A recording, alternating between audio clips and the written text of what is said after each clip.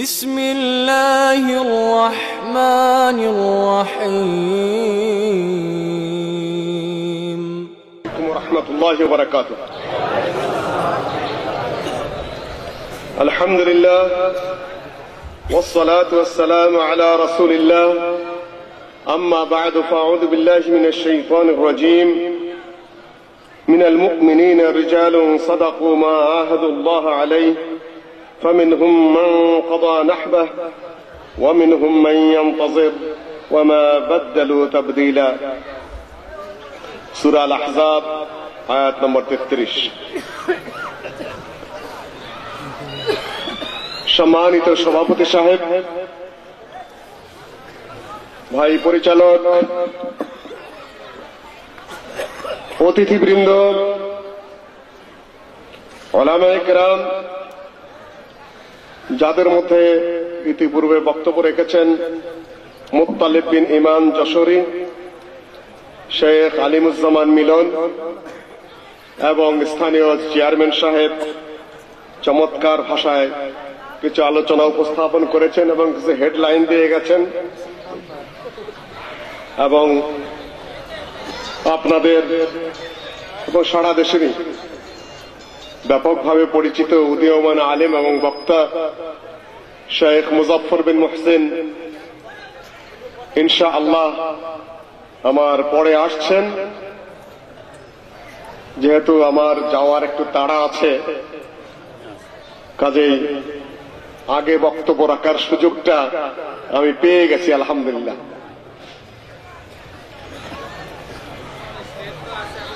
Jessore Lebutala high school মাঠ, এই মাঠে আগত এদিকে যশোরের বিভিন্ন এলাকা, সাতক্ষীরা, খুলনা থেকে অনেক লোকজন এসেছেন। আপনাদের সবাইকে স্বাগত জানিয়ে আমি আমার বক্তব্য শুরু করছি। পর্দার আড়ালে মা বোনদের দৃষ্টি আকর্ষণ করছি।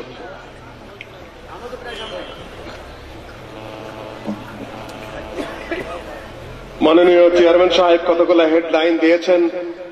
পিতামাতার প্রতি সন্তানের কর্তব্য, স্বামী স্ত্রীর সম্পর্ক, সুদ এবং সামাজিক অবক্ষয়, ঘরে টিভি, অনেক হেডলাইন দিয়েছেন।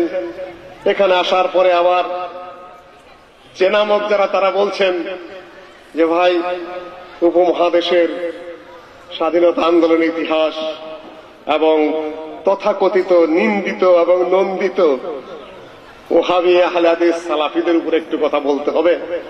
বহু ফরমাইশ। এখন আমি কোথা থেকে শুরু করব, কোন পর্যন্ত যেতে পারবো জানি না, তবে ছোট্ট একটু কাহিনী দিয়ে শুরু করি চেয়ারম্যান সাহেবের হেডলাইনের পরিপ্রেক্ষিতে। যেরকম ধরুন, একটি জাহাজ, শক্তিশালী জাহাজ, পানি জাহাজ, ভারী ইঞ্জিন, হেভি ইঞ্জিন, ইঞ্জিনের ড্রাইভার, তার ক্রু যারা আছে, তার লোকজন যারা আছে, জাহাজটা নিয়ে যেতে চায়। বাবা, এই যে কথা বলা যাবে না, কথা বলা যাবে না, দূরে যায় কথা বলতে হবে। আচ্ছা, তারা সেই জাহাজটি নিয়ে যেতে চায় আমেরিকায় কিংবা চীনে কিংবা ভারতে কিংবা অস্ট্রেলিয়ায়। হেভি জাহাজ, তার আইনগত মর্যাদা আছে, তার কাছে পাসপোর্ট আছে, যে দেশে যেতে চায় অবাধ দেশে যেতে পারে এবং ফিরে আসতেও পারে। সর্বপ্রকার ক্ষমতা তার আছে, নির্বাহী ক্ষমতা, আইনগত ক্ষমতা, সব ক্ষমতা। কিন্তু আমি মসলিউদ্দিন, শেখ মুজাফফর বিন মোহসেন, শেখ আব্দুর রাজ্জাক এবং মুফতি কাজী ইব্রাহিম, মুফতি কাজী ইব্রাহিম, শাহ ওলিউল্লাহ, কামাল উদ্দিন জাফরি, ডক্টর গালেব, অধ্যাপক মোবারক আলী, শেখ শহীদুল্লাহ, আহমদুল্লাহ ত্রিশালী সহ হানাফি আহলে হাদিস যত আলেম আছে, সব আলেমদের নৌকা বাঁধা হলো জাহাজটার পিছনে। বুঝতেছেন তো আমার কথা? আমরা যেতে চাই কাবার দিকে, আমাদের হাতে আছে ছোট ছোট বইটা। আপনারা এরকম লক্ষ জনতা দেশের চতুর্দিকে জিন্দাবাদ, মুসলিউদ্দিন জিন্দাবাদ, আব্দুর রাজ্জাক জিন্দাবাদ, মুজাফফর জিন্দাবাদ, গালেব সাহেব জিন্দাবাদ, মোবারক আলী জিন্দাবাদ। আমরাও যথেষ্ট বক্তৃতা করে কলজা ফাটা বক্তৃতা দিয়ে যাচ্ছি, কিন্তু আমাদের নৌকাটা রাশিয়া পন্থী যে শক্তিশালী জাহাজ, আমেরিকা পন্থী যে শক্তিশালী জাহাজ, সেই জাহাজের পিছনে বান্ধা। পিছন থেকে আমরা ওয়াজ করতেছি, আপনারা জিন্দাবাদ জিন্দাবাদ দিতেছেন। এখন আমাদের বৈঠার টানে গোটা জাহাজটা কাবার দিকে যাবে, না জাহাজের টানে আমরা চীন আর রাশিয়ার দিকে যাব? ঘটনাটা মাননীয় চেয়ারম্যান সাহেব তাই, একেবারে বাস্তব কথা তাই। তবে আমরা চিন্তা দিতে চেষ্টা করছি, ধ্যান ধারণা দিতে চেষ্টা করছি, কোরআন এবং হাদিসের আলোকে বুঝানোর চেষ্টা করছি। ওই পথ আমাদের না। কাবা পন্থীদের জাহাজের সর্বাঙ্গীন শক্তির প্রয়োজন, স্টিয়ারিং হাতে পাওয়া প্রয়োজন, এবং তার আইনগত মর্যাদার প্রয়োজন, নির্বাহী ক্ষমতার প্রয়োজন, যাতে আমরা সকল কিছুকে নিয়ে কাবার দিকে রোধ করতে পারি। নাহলে আপনারা যতই জিন্দাবাদ দেন, মুসলিউদ্দিন জিন্দাবাদ, আব্দুর রাজ্জাক জিন্দাবাদ, ওই যে বিরাট জাহাজের পিছনে আমাদের নৌকা বাঁধা, ঘুরাতে পারছি না, স্টিয়ারিং আমাদের হাতে নেই।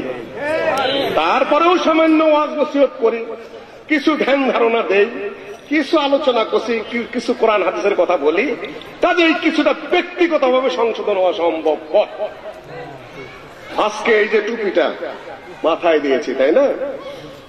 টুপিটা হালাল পয়সা না হারাম পয়সা বলুন তো? এলসি অ্যাকাউন্ট করতে হয় নাই? বিদেশ থেকে সুতা আনতে হয় নাই? সুদ ভিত্তিক কোম্পানি যদি আপনি না করেন, আপনি আমদানি করতে পারেন এক বছর সুতা, মিল ফ্যাক্টরি আপনি চলবে সুদ ছাড়া। এই যে বুজুর্গের টুপিটাও সুদের, যায় না আমার সুদের, মসজিদের প্রদীপ সুদের উপরে। কেন ব্রেক ফিল্ড আপনি সুদ ছাড়া করতে পারবেন না? কাজে আমি ওয়াজ করে কয়টা ঠেকাবো? সম্ভব আমি নিজেই ঠেকতে পারি না। আল্লাহ নবী এটা ভবিষ্যৎবাণী করে গেছেন যে পৃথিবীর মানুষের মধ্যে এমন একটা অবস্থা আসবে, প্রত্যেকটা মানুষ সুদ ঘুষের মধ্যে ঠকবেই, পরিবেশ তাদেরকে বাধ্য করবে সেখানে ছুটতে পারবে না। এটা আল্লাহ নবীর ভবিষ্যৎবাণী। এক নির্বাহী আদেশে পিস টিভি বন্ধ।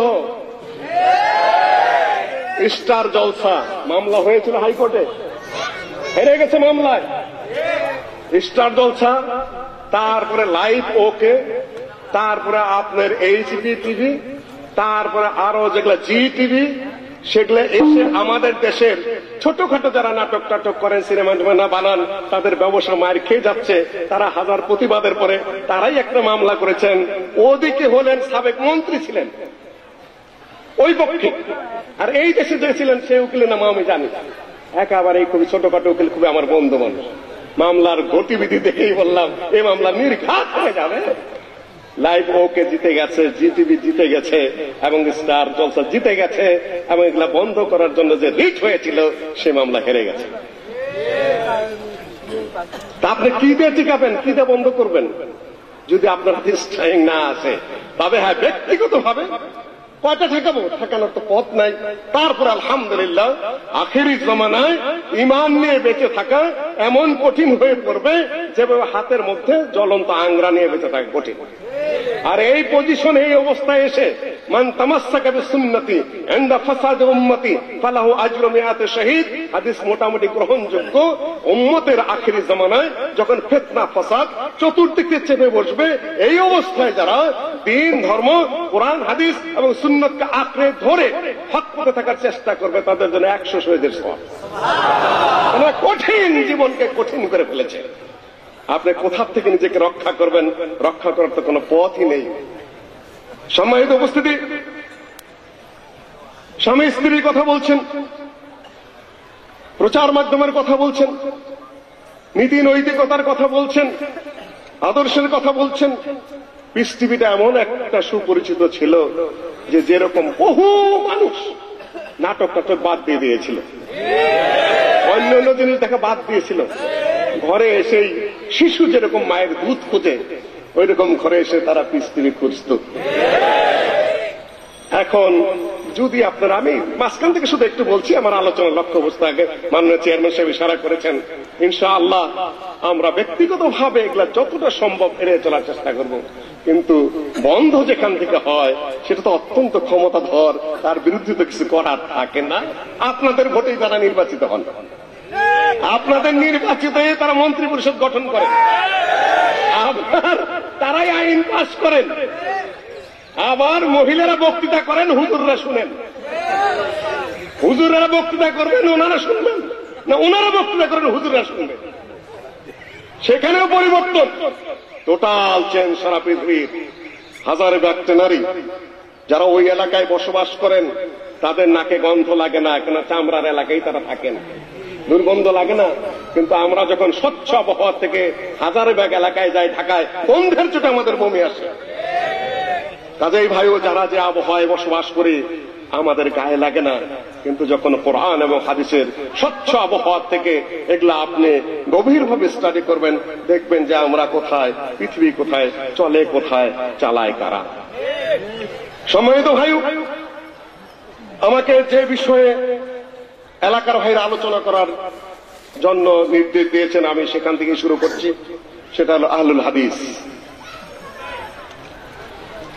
আমার শেষে শেখ মুজাফফর আছে, উনি হয়তো সময় বেশি পাবেন, উনি বিভিন্ন ধরনের আলোচনা করবেন ইনশাআল্লাহ আজিজ।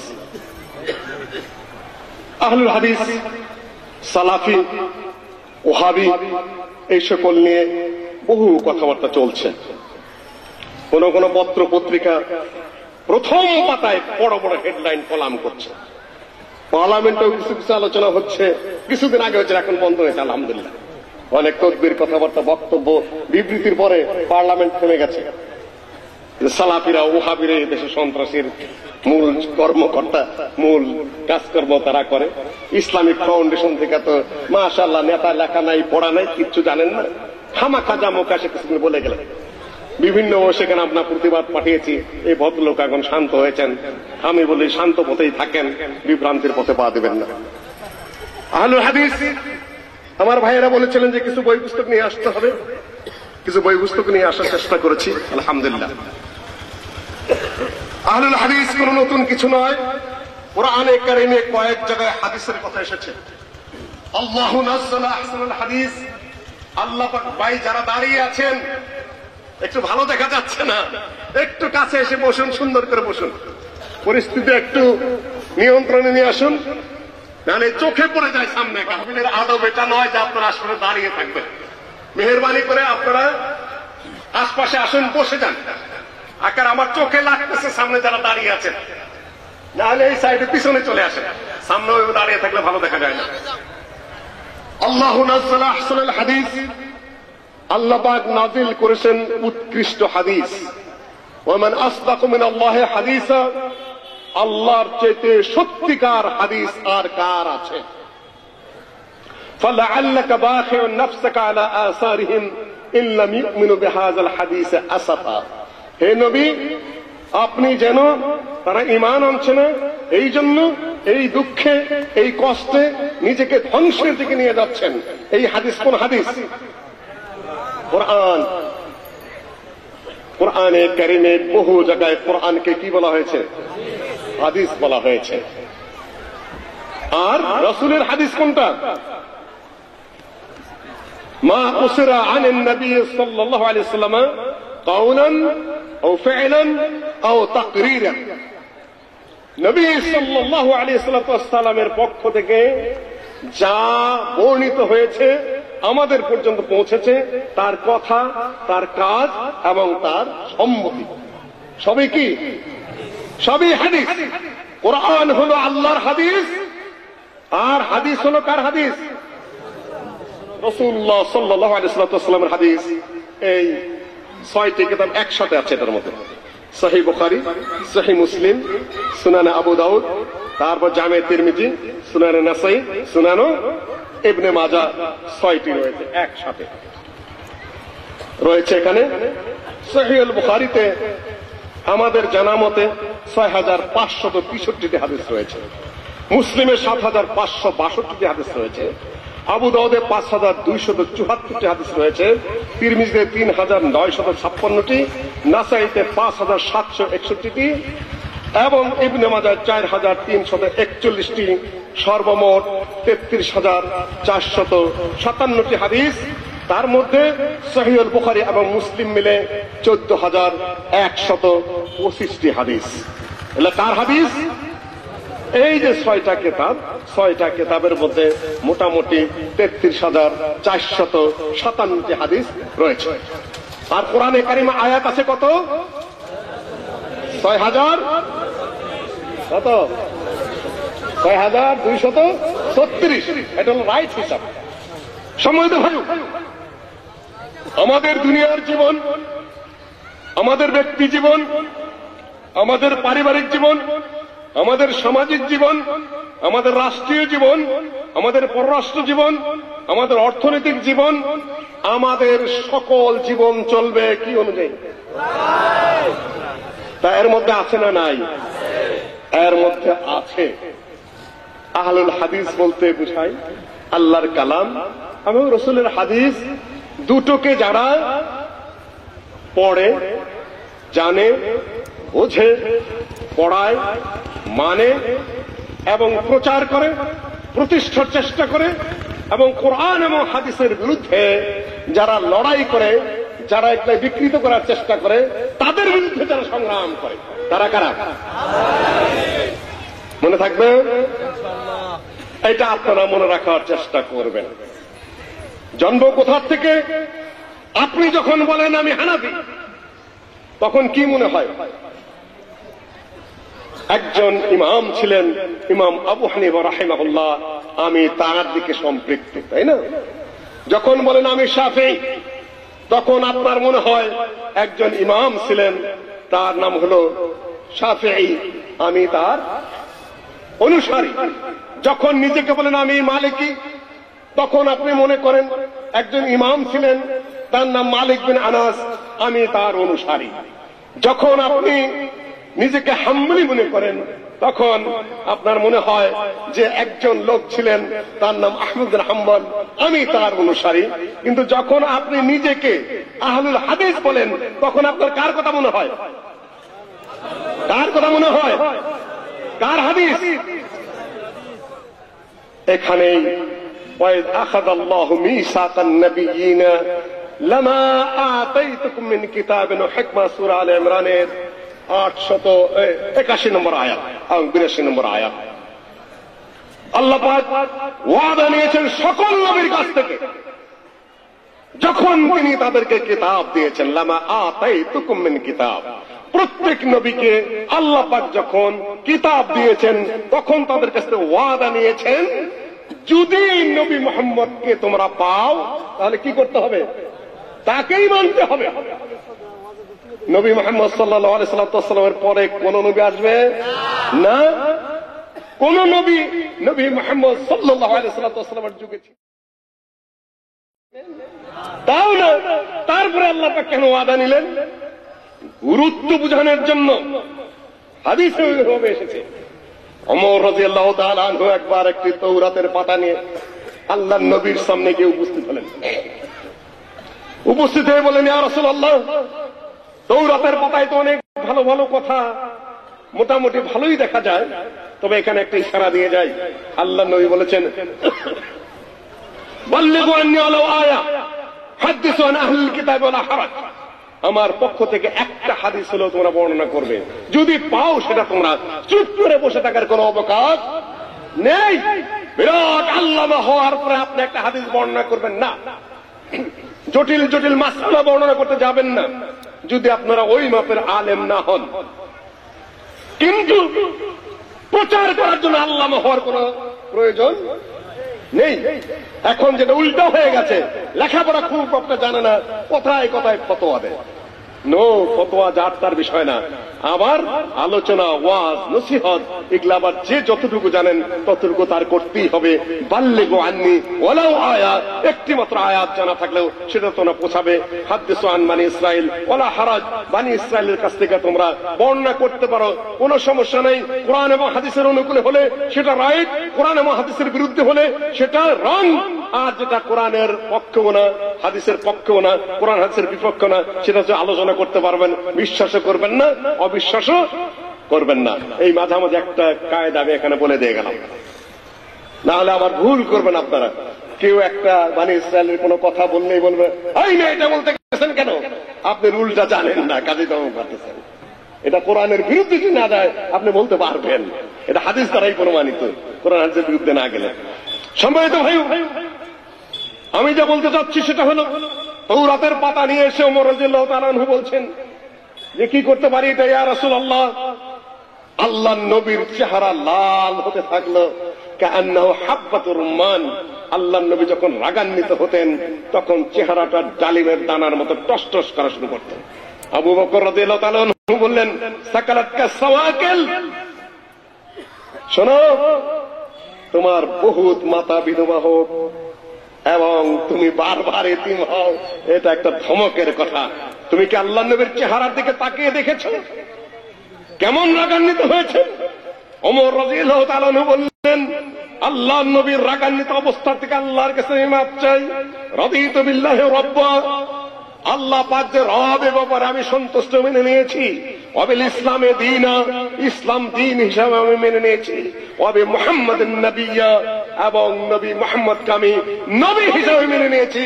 তৌরাতের পাতা নিয়ে এসেছি বলে আমি এগুলাকে তৌরাতের উপরে স্থান দিয়েছি নাকি ইসলামের উপরে তৌরাতকে স্থান দিয়েছি এমন কথা নয় ইয়া রাসূলুল্লাহ। আমি শুধুমাত্র একটা প্রশ্ন জিজ্ঞাসা করেছি মাত্র। আল্লাহ নবী বললেন শোনো, লাউ কানা মূসা ইবনে ইমরান হাইয়া লামা ওয়াসআহু ইল্লা ইত্তিবাই। আজকে যদি নবী মূসা বেঁচে থাকতেন আমার অনুসরণ করা ছাড়া, আমাকে নবী হিসেবে মেনে ছাড়া, আমার বিধান মানা ছাড়া মূসারও কোনো গতি থাকত না। কাজে এর অর্থ হলো এই, নবী মুহাম্মদ সাল্লাল্লাহু আলাইহি ওয়াসাল্লামের গুরুত্ব বুঝানোর জন্য হাদিস এসেছে ইউজাউ বিনূহিন ইয়াউমাল কিয়ামাহ। হাদিস এসেছে ওয়াকাযালিকা জাআলনাকুম উম্মাতান ওয়াসাতা। কোরআনে কারীমের আয়াতের ব্যাখ্যা করতে গিয়ে সহিহুল বুখারীতে ইমাম বুখারী একটা হাদিস নিয়ে এসেছেন, আল্লাহর নবী ইউজাউ বিনূহিন ইয়াউমাল কিয়ামাহ। নূহ আলাইহিস সালাতু ওয়াস সালামকে কিয়ামতের মাঠে নিয়ে উপস্থিত করা হবে। নূহ আলাইহিস সালাতু ওয়াস সালামকে জিজ্ঞাসা করা হবে ইয়া নূহ হাল বাল্লাগ, তুমি কি প্রচার করেছো? তুমি কি তোমার উম্মতকে দাওয়াত করেছো? আল্লাহর পথে ডেকেছো, তাওহীদের পথে ডেকেছো? এটা আবার দিন কায়েমের পক্ষে আলোচনার মধ্যে আসবে। কোন দিনের পক্ষে তিনি দাওয়াত করেছেন শেখ মুজাফফর সেদিকে ইশারা দিবেন যে দিনের উপরে একটা বই লিখে ফেলেছেন, ভ্রান্তির বেড়াতে লেখা মতে দিন, তাই না? নূহকে কোন দিনের দাওয়াতের জন্য আল্লাহ পাক বলেছিলেন সেটা শেখ মুজাফফরের আলোচনার বিষয়, আমি ওই দিকে যাব না। তুমি কি দাওয়াত করেছো? নূহ আলাইহিস সালাম বলবে হ্যাঁ করেছি। আল্লাহ নিজে বলেছেন কোরআনে কারীমে। কত বছর দাওয়াতি কাজ করেছেন? আলফা সানাতিন ইল্লা 50 আমা, 1000 বছর কিন্তু 50 বছর কম। কত হলো? 950 বছর। ফালাবিসা ফীহিম আলফা সানাতিন ইল্লা 50 আমা। কয়জন দাওয়াত কবুল করেছিল? মতান্তরে। আর আমরা অস্থির হয়ে পড়ি 950 বছর কওমের মধ্যে অবস্থান করে রাত্র দিন কোরআনে এসেছে লাইলা ওয়া নাহারা দাওয়াত করেছে, রাত দিন একাকার করে দাওয়াতি কাজ করেছে। কেউ শুনে নাই, অতিষ্ঠ হন নাই। আর আমি শেখ মুজাফফর তো অতিষ্ঠ হয়ে পড়ি, মানুষ কথা শুনলো না, মানুষ মানলো না। না না আলহামদুলিল্লাহ বাংলাদেশের মাটি এতটাই উর্বর আলহামদুলিল্লাহ। শুধু বাংলাদেশের মাটি নয়, সারা পৃথিবী উর্বর। এখন সারা পৃথিবী উর্বর। আগে তো তাওহীদের কথা বলাই যেত না, সুন্নতের কথা বলাই যেত না, হাদিসের কথা বলাই যেত না। একেবারে রাগে রোষে সবাই জ্বলে উঠতেন। আলহামদুলিল্লাহ আমেরিকাতে ইসলাম যেভাবে প্রচারিত হচ্ছিল, ব্রিটেনে যেভাবে হচ্ছিল, তারপরে আপনার অস্ট্রেলিয়া যেভাবে হচ্ছিল, কানাডায় যেভাবে হচ্ছিল, এখনো দাওয়াতি কাজ জারি আছে। ডক্টর জাকির নায়েকের মুখ বন্ধ হওয়ার পরে এটা অনেকটা স্তীমিত হয়ে গেছে। আমরা দোয়া করি আবার চালু হোক, তাই না? ওরা আতঙ্কিত হয়ে পড়েছিল। যাই হোক, সেটা এখন আর আমি বলছি না। সারা বাংলাদেশের মাঠে আরো উর্বর আলহামদুলিল্লাহ। এই শেখের সাথে আসি, আমি তো একটু এই বিমুখ মানুষ আর কি, জনসমাজের সাথে ব্যক্তিগত কথাবার্তা কম বলি। সেই ঢাকার পথে পথে, ঢাকা এয়ারপোর্টে, যশোর এয়ারপোর্টে, এই যে কি অবস্থা, আল্লাহ ভালো জানে। আমি অবাক হয়ে গেলাম, এত পরিচিতি, এত মানুষ শোনে, এত মানুষ জানে, এত মানুষ বোঝে, দাড়ি নাই, কিচ্ছু না, পর্দা নাই অনেক মেয়েদের, কিন্তু ইসলাম প্রসঙ্গে তাদের যে আবেগ, তাদের যে ভক্তি, তাদের যে বোধ শক্তি, তাদের যে আন্তরিকতা, আমি অবাক হয়ে যাই যে এমনি চেহারা দেখলে মনে হবে লোকটা কত খারাপ, কত ফাসেক, কত ফাজের, কিন্তু যখন ডাইকানে একত্রে বসে চা খায় তখন দেখি কত উচ্চপদস্থ লোক, কিভাবে তাদের মধ্যে তৌহিদ ঢুকেছে, কোরআনের মহব্বত ঢুকেছে, হাদিসের মহব্বত ঢুকেছে, যে বর্ণনা করতে পারবো না সেগুলা। এদেশের মাটি এতটাই উপর, নূহ আলাইহিস সালাতু ওয়াস সালাম 950 বছর দাওয়াতি কাজ করার পরে কিছুই না, খুব কম। আল্লাহ পাক যখন জিজ্ঞাসা করবেন, আল্লাহ দাও দাওয়াত করছো, যে করেছি, সাক্ষীকে, আমার উম্মত আমার সাক্ষী। আল্লাহ পাক জিজ্ঞাসা করবেন তার উম্মতদেরকে, নূহ কি দাওয়াতি কাজ করেছে? উম্মত বলে, নূহ নামে কাউকে আমরা চিনি না, কেউ আসে নাই, মা জাআনা মিন নাযীর, কেউ আমাদেরকে দাওয়াতি করে না, নূহ কারা চিনি না। সোজা কথা, নূহ আলাইহিস সালাতু ওয়াস সালাম অপদস্থ হয়ে যাবেন, তখন লাজবাব হয়ে যাবেন। আল্লাহ পাক বলবেন, এখন নূহ তোমার উপায় কি? তোমার উম্মত অস্বীকার করছে, এখন তোমার পক্ষে সাক্ষী কে দিবে? নূহ আলাইহিস সালাতু ওয়াস সালাম বলবেন, মুহাম্মাদুন ওয়া উম্মাতুহু, মুহাম্মদ এবং তার উম্মত আমার পক্ষে সাক্ষ্য দেবে। কোন যুগে নূহ আলাইহিস সালাতু ওয়াস সালাম? নূহ আলাইহিস সালাতু ওয়াস সালাম কিয়ামত, সহিহ বুখারীর হাদিস, বানানো কথা না, কোনো জয়ীফ হাদিস না, একেবারে আপনারা ওই আয়াতের তাফসীর পড়ে নেবেন। ওয়াকাযালিকা জাআলনাকুম উম্মাতান ওয়াসাতান লিতাকুনু শুহাদা আলান নাস ওয়া ইয়াকুনা আর-রাসূলু আলাইকুম শাহিদা।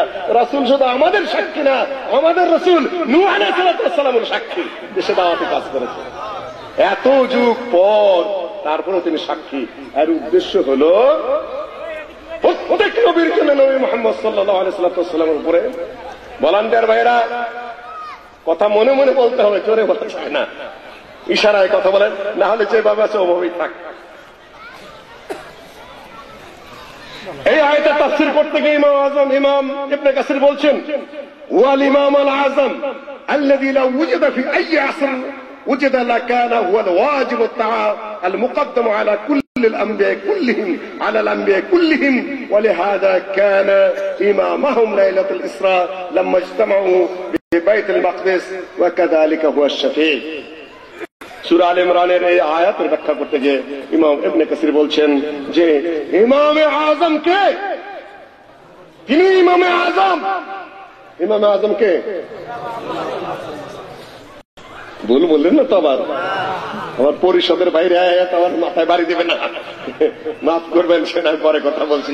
আপনাদের ব্যাপারে আমার কোনো কথা নেই, কিন্তু আইম্মা ইকরাম, অতীত যুগের আইম্মাগণ ইমামে আযম বলতে আল্লাহর নবীকেই বুঝাইতেন। ইবনে কাসির খুলে দেখুন এই আয়াতের ব্যাখ্যায় ইমাম ইবনে কাসির বলছেন ইমামে আযম কে? নবী মুহাম্মদ সাল্লাল্লাহু আলাইহি ওয়াসাল্লাম। আর গাউসুল আজম কে? আব্দুল কাদের জিলানী। গাউসুল আজম বাবা নূরে আলম, ইসমে আজম বাবা তরানেওয়ালা, তিনি কে? ঢাকার বুকে একটা বিরাট মসজিদ আছে গুলশানে, মসজিদের নাম কি? মসজিদে গাউসুল আজম আব্দুল কাদের জিলানী। কোনটা ঠিক? কোনটা ঠিক? গাউস অর্থ কি? যার কাছে আশ্রয় প্রার্থনা করা হয়, যার কাছে বিপদ মুক্তি চাওয়া হয়, তিনি কে? আল্লাহ। আর সবচেয়ে বড় গাউস কে? তিনি হলেন আব্দুল কাদের জিলানী, নাকি? আপনারা সকল কিছু ঘুরিয়ে ফেলেছেন, উল্টে ফেলেছেন। এই জন্যই বলা হয়, কার কথা এটা? ইমাম আবু দাউদের কথা, তাই না? লাউলা হাযিল ইসাবা লান দারাসাল ইসলাম। যদি এই আহলে হাদিস পৃথিবীর ওই নবী সাল্লাল্লাহু আলাইহি ওয়াসাল্লামের পরবর্তী যুগ থেকে এই পর্যন্ত না থাকতো, তাহলে ইসলামই বিদায় হয়ে যেত, ইসলামের সঠিক শিক্ষা বিদায় হয়ে যেত। কেন জানেন? আজকে আমাকে খুতবা চাপিয়ে দিয়েছিল আলামিন জামে মসজিদে শেখ মুজাফফর। আমি বলি একদিন আমি 2 বক্তৃতা করতে পারি না, দুপুরে বক্তৃতা গুলো রাত্রে মাথা ধরে, কয় না আপনার যেতেই হবে, আমি অন্য জায়গায় নিয়ে নিয়েছি। যাই হোক, সেখানে হঠাৎ করে বলে দিল যে হক গোপন করার কি শাস্তি, এটার উপর খুতবা দিতে হবে। ভাই, যত কথা আসে এখন সামনে, সহিহ বুখারী এবং মুসলিমের কথাই আসে না। কতগুলো উদাহরণ আমি সেখানে পেশ করলাম যে আপনারা যখন তারাবির সালাত নিয়ে কথা বলেন, সহিহুল বুখারীর হাদিস নিয়ে কথা বলেন না, সহিহ মুসলিমের হাদিস নিয়ে কথা বলেন না। যখন রফুল আযানের কথা বলেন, সহিহ বুখারীর হাদিস নিয়ে কথা বলেন না, সহিহ মুসলিমের হাদিস নিয়ে কথা বলেন না। ইমামের পিছনে সূরা ফাতিহা নিয়ে যখন কথা আসে, তখন আপনারা সহিহ বুখারী নিয়ে কথা বলেন না, সহিহ মুসলিম নিয়ে আপনারা কথা বলেন না। যখন রফুল আযানের কথা আসে, তখন সহিহ বুখারীর হাদিস আনেন না, সহিহ মুসলিমের হাদিস আনেন না। যখন একটা নিসফে শাবানের কথা আসে, সহিহ বুখারীর কথা আনেন না, সহিহ মুসলিমের কথা আনেন না। আপনারা শুরুই করেন ইবনে আবি শাইবা থেকে এবং মুসনাদুল খাওয়ারজিমি থেকে, তাহাবী থেকে, কখনো জামে তিরমিজির মধ্যে আনেন, কখনো বা ইবনে মাজার মধ্যে আনেন। যা আনেন সেটাও জাল, সেটাও জাল। যারা যাই করেন আমি দৃষ্টি আকর্ষণ করছি, যদি আহলে হাদিস এই দেশে না থাকতো তাহলে হয়তো পৃথিবীর মানুষ জানতোই না যে সহিহুল বুখারী এবং সহিহ মুসলিমে 14,125টি সহিহ হাদিস আছে। কেন ছাপাচ্ছেন, কেন লুকাচ্ছেন? এই যে ইমামে আজম বলছেন, সালাফুস সালেহিন ইমামে আজম বলতে নবী মুহাম্মদ সাল্লাল্লাহু আলাইহি সাল্লামকে জানতেন, এবং গাউসুল আজম বলতে কাকে জানতেন? আল্লাহ ওয়াহদাহু লা শারীকা লাহু জানতেন। আবার যিনি এই মসজিদের নাম রেখেছেন তিনি হলেন সারা বাংলাদেশের সকল মাদ্রাসার প্রধান, জমিয়তুল মুদাররিসিনের প্রধান ছিলেন। তার আকীদার জ্ঞান হলো এরকম যে গাউসুল আজম আব্দুল কাদের জিলানী আল্লাহর মধ্যে আর মানুষের মধ্যে পার্থক্য করার জ্ঞান যার নাই, তিনিও ধর্মমন্ত্রী ছিলেন, তিনিও সকল মাদ্রাসার প্রধান ছিলেন। মারা গেছেন, আল্লাহ তাকে মাফ করুন। আমি শুধু এইটুকু বলি, এই যে অবস্থা হয় দেশের দিন ধর্মের সাধারণ পাবলিকের অবস্থাটা কি আপনারা স্বাভাবিকভাবেই অনুমান করতে পারেন। আরেকটি আয়াত আপনাদের সামনে উপস্থাপন করছি। ইয়াওমা নাদউ কুল্লা উনাসিন বিইমামিহিম ফামান উতিয়া কিতাবাহু বিয়ামিনিহি ফাউলাইকা ইয়াকরাউনা কিতাবাহুম ওয়া লা ইউসলামুনা ফাতিলা। সূরা আল ইসরার 71 নম্বর আয়াত। ইয়াওমা নাদউ কুল্লা উনাসিন বিইমামিহিম, যেদিন আমি ডাকবো প্রত্যেক মানুষকে তাদের ইমামের সাথে। প্রত্যেক মানুষকে কিয়ামতের মাঠে তাদের ইমামের সাথে ডাকা হবে। আপনারা কোন ইমামের সাথে উঠতে চান? কবর যখন দেন মানুষকে কি বলে দেন? বিসমিল্লাহ আলা মিল্লাতে। কোন ইমাম, কোন হুজুর, কোন পিশাব, কোন নেতা, কোন লিডার, কোন পার্টির নামে? বিসমিল্লাহ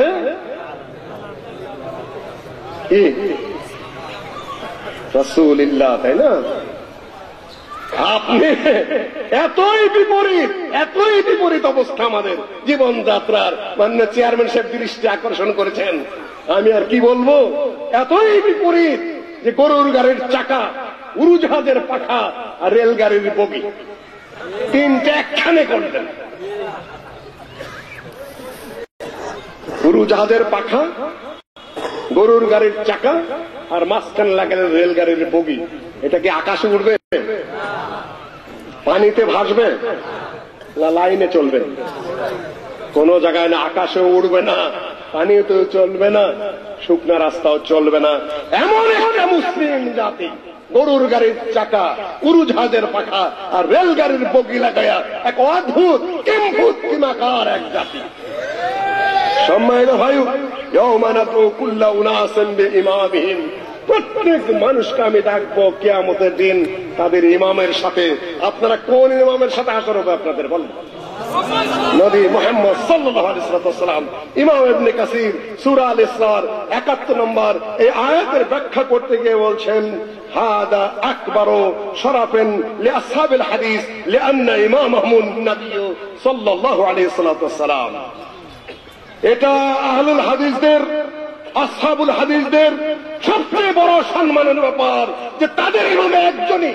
লিআন্না ইমামাহুম আন-নবী সাল্লাল্লাহু আলাইহি ওয়াসাল্লাম, তাদের ইমাম একজন, তিনি হলেন নবী মুহাম্মদ সাল্লাল্লাহু আলাইহি ওয়াসাল্লাম। এটা আমার কথা নয়, আমার কথার সাথে তার মিল আছে, তার কথার সাথে আমার মিল আছে, কিন্তু কথাটা বক্তব্যটা তাফসীর ইবনে কাসির আপনারা খুলে দেখুন। তাই বলে বলবেন যে তুমি কি ইমামদের অবমাননা করছো? অসম্ভব, একদম না। তারা আমাদের সালাফে সালেহ, এমনকি জমিয়তে আহলে হাদিসের প্রতিষ্ঠাতা আল্লামা আব্দুল্লাহ আল কাফি আল কুরাইশি সাহেব একটি বই লিখেছেন, সেটার নাম হলো কি, আহলে হাদিস পরিচিত আছে। আরেকটা বই আছে ফেরকাবন্দি বনাম অনুসরণী ইমামগণের নীতি। তার মধ্যে প্রথমে এনেছেন ইমাম আবু হানিফার জীবনী, তারপরে ইমাম শাফির জীবনী, মালিকের জীবনী, ইমাম শাফির জীবনী কিন্তু হায়াতে কুলায় নেই, তিনি মারা গেছেন। ইমাম আহমদ হাম্বলের জীবনী লিখে যেতে পারেননি। তারপরেও কি বলবেন যে আহলে হাদিসরা ইমামদেরকে শ্রদ্ধা করে না, ইমামদেরকে সম্মান করে না? আমাদের কিছু কিছু ভাই আছেন, ছোট ভাইরা, বন্ধুরা, যে ইমাম আবু হানিফার নামে অনেক বাজে কথা বলে থাকেন। আমি বলো হাওয়া কাল্লা, প্রশ্নই ওঠে না। হাদিসের এমন কোন ব্যাখ্যার কিতাব আছে, এমন কোন ফিকহের কিতাব আছে, এমন কোন মাসআলার কিতাব আছে যার মধ্যে ইমাম আবু হানিফার নাম উল্লেখ নাই, ইমাম শাফির নাম উল্লেখ নাই, ইমাম মালিকের নাম উল্লেখ নাই? ইমাম আবু হানিফা রাহিমাহুল্লাহর কিতাব আমার কাছে রয়েছে, এটার নাম আল ফিকহুল আকবার। পরিষদের ভাইদের দৃষ্টি আকর্ষণ করব, কিতাবটা একটু দেখে নেন। আপনাদের আচরণে মনে হয় না যে ইমাম আবু হানিফা রাহিমাহুল্লাহকে আপনারা চিনেন বা জানেন। আমার কাছে রয়েছে তার কিতাব আল ফিকহুল আকবার, আমার কাছে রয়েছে মুসনাদুল ইমাম আবু হানিফা, আমার কাছে রয়েছে দাও রদ্দুল মুখতার, দুররুল মুখতার, রদ্দুল মুখতার আমার কাছে রয়েছে, আমার কাছে রয়েছে হেদায়া। আপনারা এগুলা পড়েন কিনা আমি জানি না। এই সকল এলাকাদের যে সকল আচরণের কথা শুনি, তাতে আদৌ কোনোদিন কোন বই পুস্তক পড়েছেন বলে আমার জানা নাই। আমি বুঝতে পারছি না যে আদৌ কোনোদিন কোন বই পুস্তক খুলেছেন কিনা। দুনিয়ার কিছু বাজে কিচ্ছা, বাজে কাহিনী। ইমাম আবু হানিফা রাহিমাহুল্লাহ 40 বছর এশার উজা ফজরের সালাত আদায় করেছেন। ঠিক না ঠিক? পাবলিক বলবে ঠিক, আর হয়ে গেল ঠিক। তাহলে তুমি কোন কুসু খেয়ে আলেম হইছ? পাবলিকে যদি বলে ঠিক তাহলে ঠিক, পাবলিক যদি বলে ব্যাঠিক তাহলে ব্যাঠিক। তাহলে তুমি আলেম হইছ কোন কুসু খেয়া? তোমাকে বলতে হবে কোরআন এবং হাদিসের কথা হলো ঠিক। 40 বছর ইমাম আবু হানিফা রাহিমাহুল্লাহর ফতোয়া হলো পেশাব পায়খানা, হাদিসের কথাও আল আখবাসান, পেশাব পায়খানা আটকে রেখে সালাত হয় না। ইমাম আবু হানিফার ফতোয়া অনুযায়ী মাকরুহে তাহরিমি। আর সেই ইমাম আবু হানিফা রাহিমাহুল্লাহ এশারও যদি ফজর আযান, ফজরের সালাত আদায় করলেন, তাহাজ্জুদ কি কোনোদিনও পড়েন নাই তিনি? এত বড় বুজুর্গ মানুষ আর পেশাব পায়খানা আটকে রেখে চিরজীবন তাহাজ্জুদের সালাত আদায় করলেন, এটা কি হানাফি মাযহাবে জায়েজ হলো? ওনার ফতোয়া অনুযায়ী জায়েজ হলো? বাচ্চা কাচ্চা ছিল তার, আম্মাদ ছিলেন, 40 বছর কি স্ত্রীর কাছেও যান না তিনি? এটা জায়েজ হলো একজন আলেমের জন্য যে 40টা বছর কোন রাত্রে তিনি স্ত্রীর কাছে যাবেন না? এটা বৈধ? স্বামী স্ত্রীর অধিকার নিয়ে কথা তুলেছেন, স্ত্রীকে কি তিনি 40টা বছরই বঞ্চিত করেছেন? মাইকের সাউন্ডের মধ্যে সমস্যা হচ্ছে। 40টা বছর স্ত্রীকে তিনি বঞ্চিত করতে পারেন? এটা নাম বুজুর্গি? এই সকল জবাব হানাফি ভাইরাই দিয়েছেন। দুররুল মুখতার, রদ্দুল মুখতারের প্রথম কয়েক কথা পড়ে দেখুন। আমি শুধু দৃষ্টি আকর্ষণ করে চলেছি, বিস্তারিত বিবরণ দেওয়ার অবকাশ নাই। আরো লিখেছেন এর মধ্যে, তিনি যখন হজে গেলেন, হজে যাওয়ার পরে এক পায়ের উপরে দাঁড়িয়ে থাকলেন, তাজিবুন নফস জায়েজ? এক পায়ের উপর দাঁড়ায় থাকা জায়েজ?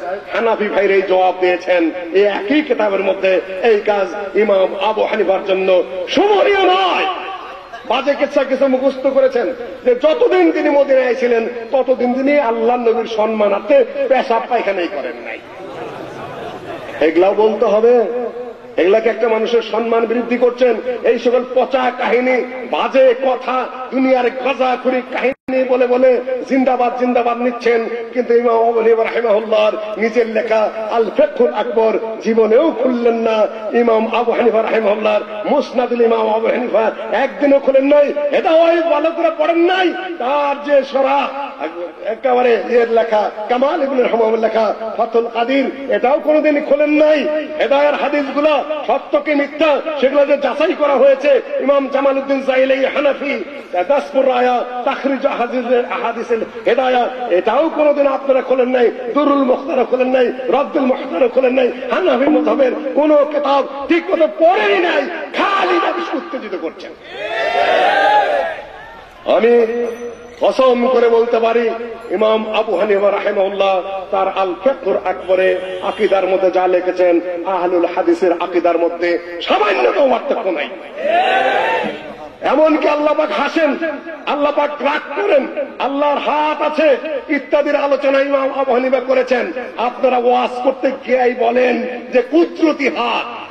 ইমাম আবু হানিফা স্বয়ং বলেছেন ওয়ালা নাকুলু ইয়াদুহু কুদরতুহু, আমরা কোন অবস্থাতেই বলবো না যে আল্লাহর হাত, আল্লাহর কুদরত যেভাবে আছে হাদিসে, যেভাবে আছে কোরআনে, আমরা সেভাবেই বিশ্বাস স্থাপন করব।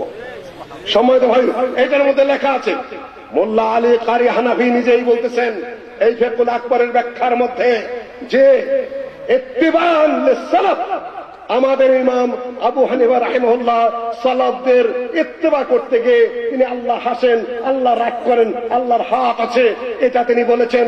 এই হিসাবে ইমাম আবু হানিফা রাহিমাহুল্লাহ নিজেও সালাফি, নিজেও সালাফি। আমি বলছি না, মোল্লা আলী কারি হানাফি যিনি মেশকাতে সরা লিখেছেন মেরকাত, তিনি লিখতেছেন এর ব্যাখ্যা করতে গিয়ে ইমাম আবু হানিফা সালাফে সালেহিনের মুত্তাবি ছিলেন। দেখুন 69 পৃষ্ঠা খুলে দেখুন, পরিষদের ভাইদের আমি দৃষ্টি আকর্ষণ করব। সম্মানিত ভাই, পড়ব কোন জায়গায় আমি খুলে পাম কই?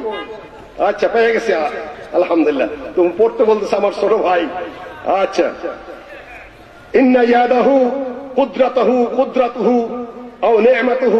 আচ্ছা, وله يد ووجه ونفس كما ذكره الله تعالى في القرآن، فما ذكره الله تعالى في القرآن من ذكر الوجه واليد والنفس فهو له صفات بلا كيف، ولا يقال إن يده قدرته أو نعمته لأن فيه إبطال الصفة وهو قول أهل القدر والاعتزال، ولكن يده صفته بلا كيف، وغضبه ورضاه صفتان من صفاته تعالى بلا كيف।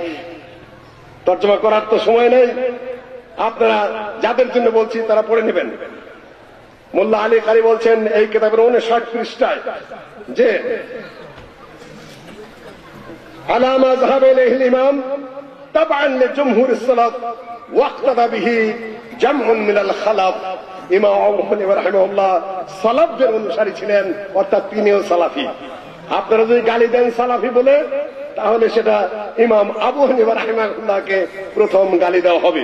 সম্মানিত ভাই, আমি যা বলছিলাম সেটা হলো ইয়াউমানাতু কুল্লু উনাসিন বিইমামিহিম। এটা ইমাম ইবনে কাসির বলছেন যে আহলুল হাদিসদের এবং আসহাবুল হাদিসদের সবচেয়ে বড় মর্যাদার বিষয় হলো এই যে তিনি, তাদের ইমাম হলো নবী মুহাম্মদ সাল্লাল্লাহু আলাইহি ওয়াসাল্লাম স্বয়ং। সম্মানিত ভাই, আহলে হাদিস প্রসঙ্গে কিছু বাকি যা আছে শেখ মুজাফফর সেগুলা বলবেন, পরবর্তীতে সম্পূর্ণ বক্তব্য তিনি দিবেন। আমি শুধু এইটুকু বলছি যে আহলুল হাদিস নতুন কিছু নয়, আহলুল হাদিস বানাওয়াটি কিছু নয়। ওই যে হাদিসগুলো এসেছে যে লা তাজালু তাইফাতুম মিন উম্মতি মানসুরিনা আলাল হক লা ইয়াদুরুহুম মান খাযালহুম ওয়ালা মান খালাফাহুম হাত্তা ইয়াতি আমরুল্লাহি হুম কাযালিক। বিভিন্ন riwayat এসেছে, সহিহ মুসলিম এসেছে সাওবান থেকে, সহিহুল বুখারীতে মুগিরাত থেকে এসেছে, এবং মুআবিয়া রাদিয়াল্লাহু তাআলা আনহু থেকে এসেছে। এই মুআবিয়া অন্য মুআবিয়া তো ইবনে আবু সুফিয়ান নয়। এই দুটি আরেকটি হাদিস যেটা জামিয়া তিরমিজিতে এসেছে এবং সুনান আবু দাউদে এসেছে যে ইফতারাকাতুল ইয়াহুদ আলা 71 ফিরকা ওয়া ইফতারাকাতুন নাসারা আলা 72 ফিরকা সাতাফতারিকু উম্মতি আলা 73 ফিরকা কুল্লুহুম ফিন নার ইল্লা ওয়াহিদা কিলা মান হুম ইয়া রাসূলুল্লাহ ক্বালা মা আনা আলাইহি ওয়া আসহাবি। ইহুদিরা 71 ফিরকায় বিভক্ত হয়েছে, নাসারারা 72 ফিরকায়, আমার উম্মত 73 ফিরকায় বিভক্ত হবে, সবাই জাহান্নামে যাবে, একটি ফেরকা মাত্র মুক্তি পাবে। বলা হলো তারা কারা? আল্লাহ নবী বললেন, মা আনা আলাইহি ওয়া সাহাবী, যার উপরে আমি আছি এবং আমার সাহাবীগণ আছে। সোজা জবাব, বিস্তারিত কথা তিনি বললেন না। আর যার উপরে আল্লাহর নবী আছেন আর যার উপরে সাহাবীরা আছেন, সেটা আমরা কোথায় পাবো? কোথায় পাবো? কোরআন এবং সহিহ হাদিসের মধ্যে পাবো, নাকি জাল হাদিসের মধ্যে পাবো, জয়ীফের মধ্যে পাবো? এখন আমাদের বিরুদ্ধে তো ওনাদের অভিযোগগুলো বড় মারাত্মক অভিযোগ। খালি সহিহ হাদিস করেন কেন? অন্য হাদিস না নাকি? ওগুলাতে কে করা হবে? এই সকল নতুন নতুন কথা। ভাইও পানি দিয়েছিলেন, বোতলটা কই? আয়োজন তো মেলা করেছেন, মাইকের আওয়াজ হইতেছে না, তারপরে পানি নাই, বিজ্ঞাপন নাই। এইটুকু আমার কাইটা দেব ভিডিওর থেকে। আচ্ছা ভাই, আচ্ছা দেন গ্লাসটা দেন। আমার তো কথা বলার জন্য কিছু লাগে আশপাশে। এটা কি ওনারা বলেছেন খুব গভীর টিউবওয়েলের পানি আমি পান করার সময় বলছেন, মনে থাকে কিন্তু আবার খুব গভীর টিউবওয়েলের পানি, আরেকটা ফিল্টার্ড ওয়াটার বোতলের পানি, তারপরে আরেকটা লোকে নর্মাল টিউবওয়েলের পানি। ওর মধ্যে আবার লেখা থাকে টিউবওয়েলের উপর আবার দাগ দেওয়া থাকে, তাই না? সবুজ দাগ, লাল দাগ, আর্সেনিক যুক্ত এবং আর্সেনিক মুক্ত পানি। তারপরে ট্রেনের পানি। আর এই এলাকাতে তো বহু মাছ চাষ হয়, পুকুরের মধ্যে মাছের আধার দেওয়া হয়, গন্ধ করে, দেখেন গন্ধ করে ওই পানি। তারপরে পচা পায়খানা, পেশাব পায়খানার যে ড্রেনের পানি, সব পানি পানি না? সব পানি পানি কিনা? আপনি পান করবেন কোনটা? এখানে বোতলের পানি দিলাম, এখানে টিউবওয়েলের পানি দিলাম, এখানে আর্সেনিক যুক্ত পানি দিলাম, এখানে পচা মাছ চাষ করা পুকুরের পানি দিলাম, আর এখানে পেশাব পায়খানার ওইখানটা পানি এনে দিলাম। আপনি পান করবেন কোনটা? তারপরে গভীর টিউবওয়েলের পানিটা পান করবেন। এখানে তো আমার হুজুররা বলবেন না কেন, সব পানি তো পানি, পায়খানার পানিতেই পান করবো। এটা তো বলেন না। এই জায়গায় আপনারা খুব চালাক, আর এইখানে এসে হয়ে যান অত্যন্ত বোকা। এইখানে এসে বোকা হয়ে যান। শুনুন, পেশাব পায়খানার পানি যদি পান করেন, আপনি সুস্থ থাকবেন, অসুস্থ হবেন। এখানে জাল এবং জয়ীফের উপরে আমল করেন, আপনি সওয়াব হবে না গুনাহ হবে? আর ভালো পানি যদি পান করেন, তাহলে আপনি সুস্থ থাকবেন না অসুস্থ থাকবেন? আর সহিহ হাদিসের উপর আমল করেন, হাসান হাদিসের উপর, আপনার সওয়াব হবে না গুনাহ হবে? শুনুন, সহিহ এবং বুখারীর হাদিস। একটু আগে আমি একটা উপমা দিয়ে নিয়েছি আপনাদের সামনে, যে যদি আহলে হাদিসরা প্রচারণা না চালাতেন এই দেশে, এই ভূখণ্ডে, তাহলে সহিহুল বুখারী এবং সহিহ মুসলিমেও যে মাসআলার হাদিস আছে, এটা মানুষ জানতেই পারত না। এই যে একটা কিতাব আপনারা সবাই জানেন, এটার নাম হুজ্জাতুল্লাহ আল বালিগা। কার লেখা? শাহউল্লাহ মুহাদ্দিস দেহলভী। শেষে কয়েকটা গুরুত্বপূর্ণ অধ্যায় সংযোজন করেছেন। বাবুল ফারকে বাইনা আহলুল হাদিসে ওয়া আহলুর রায়। তারপরে তাবাকাত কুতুবুল হাদিস। তার আগে পিছে আছে বাবু আহওয়ালিন নাসে ক্বাবলা আল মিআতির রাবিয়া ওয়া বা'দা আল মিআতির রাবিয়া। আমি আলেমুল আমাদের জন্য একটু ইশারা দিয়ে যাচ্ছি, আপনারা মনে রাখবেন। হয়তো সব সাধারণ পাবলিকের জন্য বক্তব্য না, কেন গন্ডগোল আমরাই লাগাই, আপনারা ভুক্তভোগী হন। কারণ ওই জায়গায় ঠিক হইলে সব জায়গায় ঠিক হয়। আপনাদের যশোর শহরে পানির ট্যাঙ্কি আছে? পানির ট্যাঙ্কি আছে না? পানির ট্যাঙ্কি থেকে যদি ভালো পানি আসে, ভালো পানি পান করতে পারবেন, তাই না? আর কয়েকজনে বৈশা বৈশা সারা রাত যদি ওখানে পেশাব করার পায়খানা করে, তাহলে পাইপটা যা আসবে তা কি আসবে? কি আসবে? পচা পেশাব পায়খানা খাবেন, জানতেও পারবেন না। আমার ভাইয়েরা নাকি উপমা দিয়েছেন যে মোজাহিবুল একটা টিউবওয়েল, এক টিউবওয়েল থেকে সবাই উপকৃত হয়। ঠিক আছে, ভালো কথা বলেছেন। সেটা কিন্তু যে ভালো পানি বাইর হয়, আর গোপনে গোপনে যে সেখানে এই পানির ট্যাঙ্কির মধ্যে পেশাব পায়খানা করা হয়, আর সেগুলো যদি সাপ্লাই হয়, তাহলে আমরা কি পাবো, কি খাবো? ঢাকা শহরে বর্তমান যিনি মেয়র, তার নানা, বর্তমান মেয়র তো আমাদের আহলে হাদিস, আপনারা জানেন, সাইদ খোকন সাহেব। ওনার আব্বা ছিলেন মেয়র হানিফ সাহেব, এনার নানা ছিলেন মাজেদ সর্দার। বাংলাদেশ এবং পাকিস্তান জমিয়তে আহলে হাদিসের সিনিয়র ভাইস প্রেসিডেন্ট ছিলেন, অত্যন্ত প্রভাবশালী ছিলেন। ঢাকা হোটেলের মালিক ছিলেন। ডক্টর আব্দুল ওয়ারিস স্যার ছিলেন প্রেসিডেন্ট এবং তিনি ছিলেন ভাইস প্রেসিডেন্ট। এগুলো কিছু মনে রাখতে হবে। ইতিহাসের উপর টাচ দিতে বলেছেন, সেটাও আমি একটু টাচ দেওয়ার চেষ্টা করবো ইনশাআল্লাহ। তো যেখানে যা বলতেন সম্মান বোধ ছিল তখন মানুষের মধ্যে। এত বড় একজন মুরব্বী বলেছেন সরকারও খাতির করে, এটা একটা গল্প আর কি।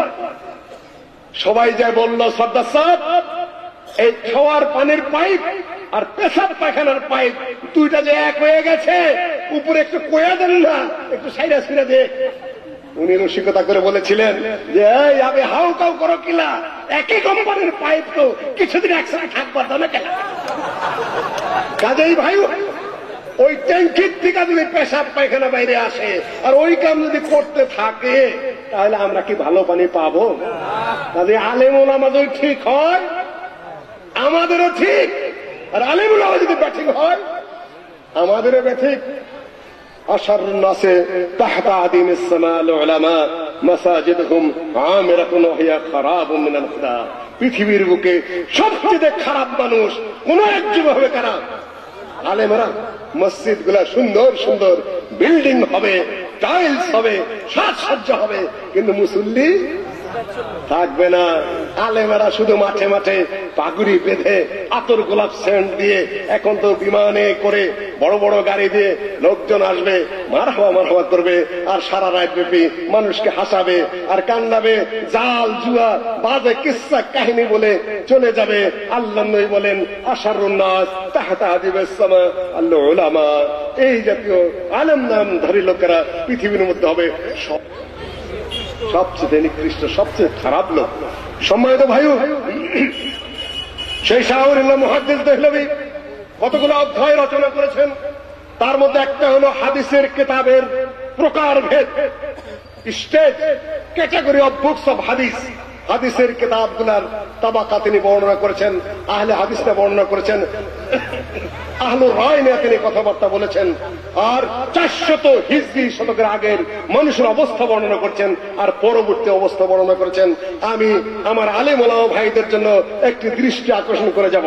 তিনি বলছেন ওয়াম্মা সাহিহান ফাকাদ ইত্তাফাকাল মুহাদ্দিসুন আলা আন্না জামিআ মা ফীহিমা মিন আল মারফু' আল মুত্তাসিল সহিহুন বিল কাত' ওয়া আন্নাহুমা মুতাওয়াতিরান ইলা মুসান্নিফাইহিমা ওয়া আন্নাহু মান ইউহাওwilu আমরাহুমা ওয়া হুয়া মুত্তাবি'un গায়রা সাবিলিল মুমিনিন ওয়া ইন শি'তা আল হাক্কা সারাহ ফাকিসহুমা বিকিতাব ইবনে আবি শাইবা ওয়া মুসনাদ আল খাওয়ারজিমি ওয়া তাহাবি তাজিদু বাইনাহা ওয়া বাইনাহুমা বু'দ আল মাশরিকাইন। খুলে দেখুন, তিনি বলছেন ওয়াম্মা সাহিহান, সহিহুল বুখারী এবং মুসলিম দুইটি কিতাব সারা পৃথিবী। এটাও জানেন না আলেম ওলামারা। অনেক কথাবার্তা তার নামে প্রচলিত, সেগুলা ইমাম আবু হানিফা রাহিমাহুল্লাহর কথা নয়, কিন্তু মানুষরা সেগুলা বুঝতে পারে না। আরো কথা আছে, যত মাসালা ফিকহের কিতাবে, হাদিসের ব্যাখ্যার কিতাবে, হাসিয়ার মধ্যে যত কথা মাযহাবের নামে প্রচলিত আছে, অনেকেরই ধারণা যে এগুলা ইমাম আবু হানিফার কথা। শাহুলিল্লাহ বলেন যে এই ধারণাটাও সঠিক নয়। কিন্তু সহিহুল বুখারী এবং মুসলিমে যে হাদিসগুলো আছে, ইমাম বুখারী এবং মুসলিম থেকে আল্লাহর নবী পর্যন্ত সংযুক্ত, এবং যারা এগুলা বর্ণনা করছেন তাদের থেকে ইমাম বুখারী এবং মুসলিম পর্যন্ত মুতাওয়াতির ভাবে অসংখ্য সনদে সেগুলা বর্ণিত। ওয়া আন্নাহু মান ইউহাওwilu আমরাহুমা, অনেকে ইয়াহুনও পড়েন, অনেকে পড়তে সাহসী পান না। না, এটা কিন্তু মান ইউহাওwilu, এটা শুদ্ধ করে পড়ে নেবেন। মান ইউহাওwilu আমরাহুমা সহিহুল বুখারী এবং মুসলিমকে যারা অবহেলা করে, অ্যাভয়েড করে এবং পাশ কাটিয়ে চলতে যায়, ফাহুয়া মুত্তাবিউন গায়রা সাবিলিল মুমিনিন, তারা হলো বিদআতি এবং মুমিনদের যে সঠিক পথ, সেই সঠিক পথ থেকে অন্য পথে বিভ্রান্ত হয়ে চলে গেছে। ওয়াইন হাশাতাল হাক্কা সারাহ, তোমরা যদি একেবারে হক, প্রকাশ্য হক জানতে চাও, তাহলে সহিহ এবং বুখারীকে তুলনা করো মুসনাদুল খাওয়ারজিমির সাথে, তাহাবির সাথে, ইবনে আবি শাইবার সাথে, অন্যান্য কিতাবের সাথে। তাজিদু বাইনাহুমা ওয়া বাইনাহা, ওই সকল কিতাব এবং বুখারী এবং মুসলিমের মধ্যে পার্থক্য হলো আসমান এবং জমিনের মতো পার্থক্য। দেখুন, এই জন্যই বলছি, সহিহ হাদিসের কথা বলছি। আপনারা খুব দ্রুত গতিতে যে কোনো মাসআলার ব্যাপারে জাল হাদিস নিয়ে আসেন, জাল রওয়ায়াত নিয়ে আসেন, জয়ীফ নিয়ে আসেন, এবং খুব দুর্বল কথাবার্তা নিয়ে আসেন। সহিহুল বুখারী এবং সহিহ মুসলিমের নাম নিলেই বলেন যে সহিহ হাদিস কি খালি বুখারী এবং মুসলিমই আছে, বাইরে নাই নাকি? তা আপনারা বলেন কেন যে সহিহ মুসলিম এবং বুখারীতে যে হাদিস এসেছে সেটা সবচেয়ে শুদ্ধ, তারপরেই শুদ্ধ মর্তবার দিক থেকে যা শুধুমাত্র সহিহ বুখারীতে এসেছে, তারপরে মর্তবার দিক থেকে যা শুধু সহিহ মুসলিম এসেছে। সিহা সিত্তা কিন্তু ঠিক নয়, 6 কিতাব সহিহটা ঠিক নয়। সহিহান 2 কিতাব হলো সহিহ, বাকি কিতাবের মধ্যে জালও আছে, জৈব আছে। ওই সকল কিতাবে গেলেই আপনাকে নির্ণয় করতে হবে যে ও হাদিসগুলার সনদ কেমন। সম্মানিত ভাই, আমি যা বলতে চাচ্ছি যে আপনারা এমন ভাবে আক্রমণ করেন, আপনারা বুঝতেও সমস্যা করেন যে হাদিস বলতে, আহলে হাদিস বলতে একটা বাতিল ফিরকা এই যুগে জন্মগ্রহণ করেছে, ইংরেজরা একটা বানিয়েছে, এদের কোনো কিতাব নাই, এদের কোনো অস্তিত্ব নাই, এদের কোনো মাসালা নাই, ঠিক না ব্যাঠিক? সবাই বলতে ঠিক ঠিক ঠিক। সম্মানিত ভাই, কিতাব তো পড়বেন, কিতাব তো পড়বেন, জানবেন, বুঝবেন। এটা তো ঠিক বেঠিকের কথা না, এটা তো ঐতিহাসিক কথা। হাদিস যে 2টি বর্ণনা করেছে মনে আছে তো? কোনটা? লা তাজালু তায়ফাতুম মিন উম্মতি, বুখারী মুসলিমের হাদিস। আর ইফতারাকাতুল ইয়াহুদ আলা 71 ফিরকা, তিরমিজির হাদিস একটু জয়ীফ, সুনানে আবু দাউদের হাদিস বেশ শক্ত। এর একটা হাদিসের সম্পূরক অংশ আছে যে সাইয়াতি, এমন এক আমার কওমের মধ্যে আহলুল হাওয়া, হাওয়াপন্থী লোকরা আসবে, তারা এমন কাজ করবে কুকুরে কামড়াইলে যেরকম লা ইয়াতরুকু মাফসালান ওয়ালা ইরকান, হাড়ের জোড়া হোক, রগ রেশা হোক, রক্তের মধ্যে যেরকম কুকুরে কামড় দিলে তার জীবাণু ঢুকে যায়, আমার উম্মতের মধ্যে লোকেরা বেদাতপন্থী, হাওয়াপন্থী, জালপন্থী আর বাজে কিস্সাপন্থীরা সমাজের রন্ধ্রে রন্ধ্রে এমন ভাবে ঢুকে যাবে যেরকম কুত্তায় কামড় দিলে মানুষের রগ রেশায়, হাড়ের গোড়ায় গোড়ায় ঢুকে যায়। আজ থেকে প্রায় 1450 বছর আগে আল্লাহ নবী জানতেন যে কুত্তায় কামড় দিলে কি হয়। আপনারা কল্পনা করতে পারেন? নাভির মধ্যে ইনজেকশন দিতে হয়, 14টা-15 ডোজ দিতে হয়, তা নাহলে কুকুরে তাকে কামড় দেয়, সে কুকুরের মতো চিৎকার করতে থাকে, জলাতঙ্ক হয়ে যায়। নাভির মধ্যে শক্তিশালী ইনজেকশন দিয়ে কুকুরের এই জীবাণু মারতে হয় খালি কুকুরে কামড় দিলে। আল্লাহ নবী আজ থেকে প্রায় 1450 বছর আগে বলেছেন যে কুকুরে কামড় দিলে যেরকম মানুষের রগের রেশায়, হাড়ের গোড়ায় গোড়ায় রোগ জীবাণু, কুত্তার সেই জীবাণু ঢুকে পড়ে, ঠিক আমার উম্মতের মধ্যে বেদাতীদের প্রবণতা এমন হয়ে যাবে, সমাজে সমাজে তারা ধর্মের নামে, দ্বীনের নামে ওই রকম রোগ জীবাণু ছড়িয়ে দেবে। সুনানে আবু দাউদের হাদিস, আমি বানিয়ে একটা কথা বলছি না। সম্মানিত ভাইও, এই অবস্থা যখন চতুর্দিকে চলে তখন মানুষ কি করবে? সম্মানিত উপস্থিতি, যে হাদিস 2টি পাঠ করেছি সেই হাদিস 2টির ব্যাপারে বিভিন্ন ব্যাখ্যা এসেছে। ফেরকা নাজিয়া কারা, আর কিয়ামত পর্যন্ত যারা হক নিয়ে বিজয়ী থাকবে তারা কারা? ইমাম আহমদ ইবনে হাম্বল, ইমাম আহমদ ইবনে হাম্বল রাহিমাহুল্লাহকে জিজ্ঞাসা করা হয়েছিল এরা কারা?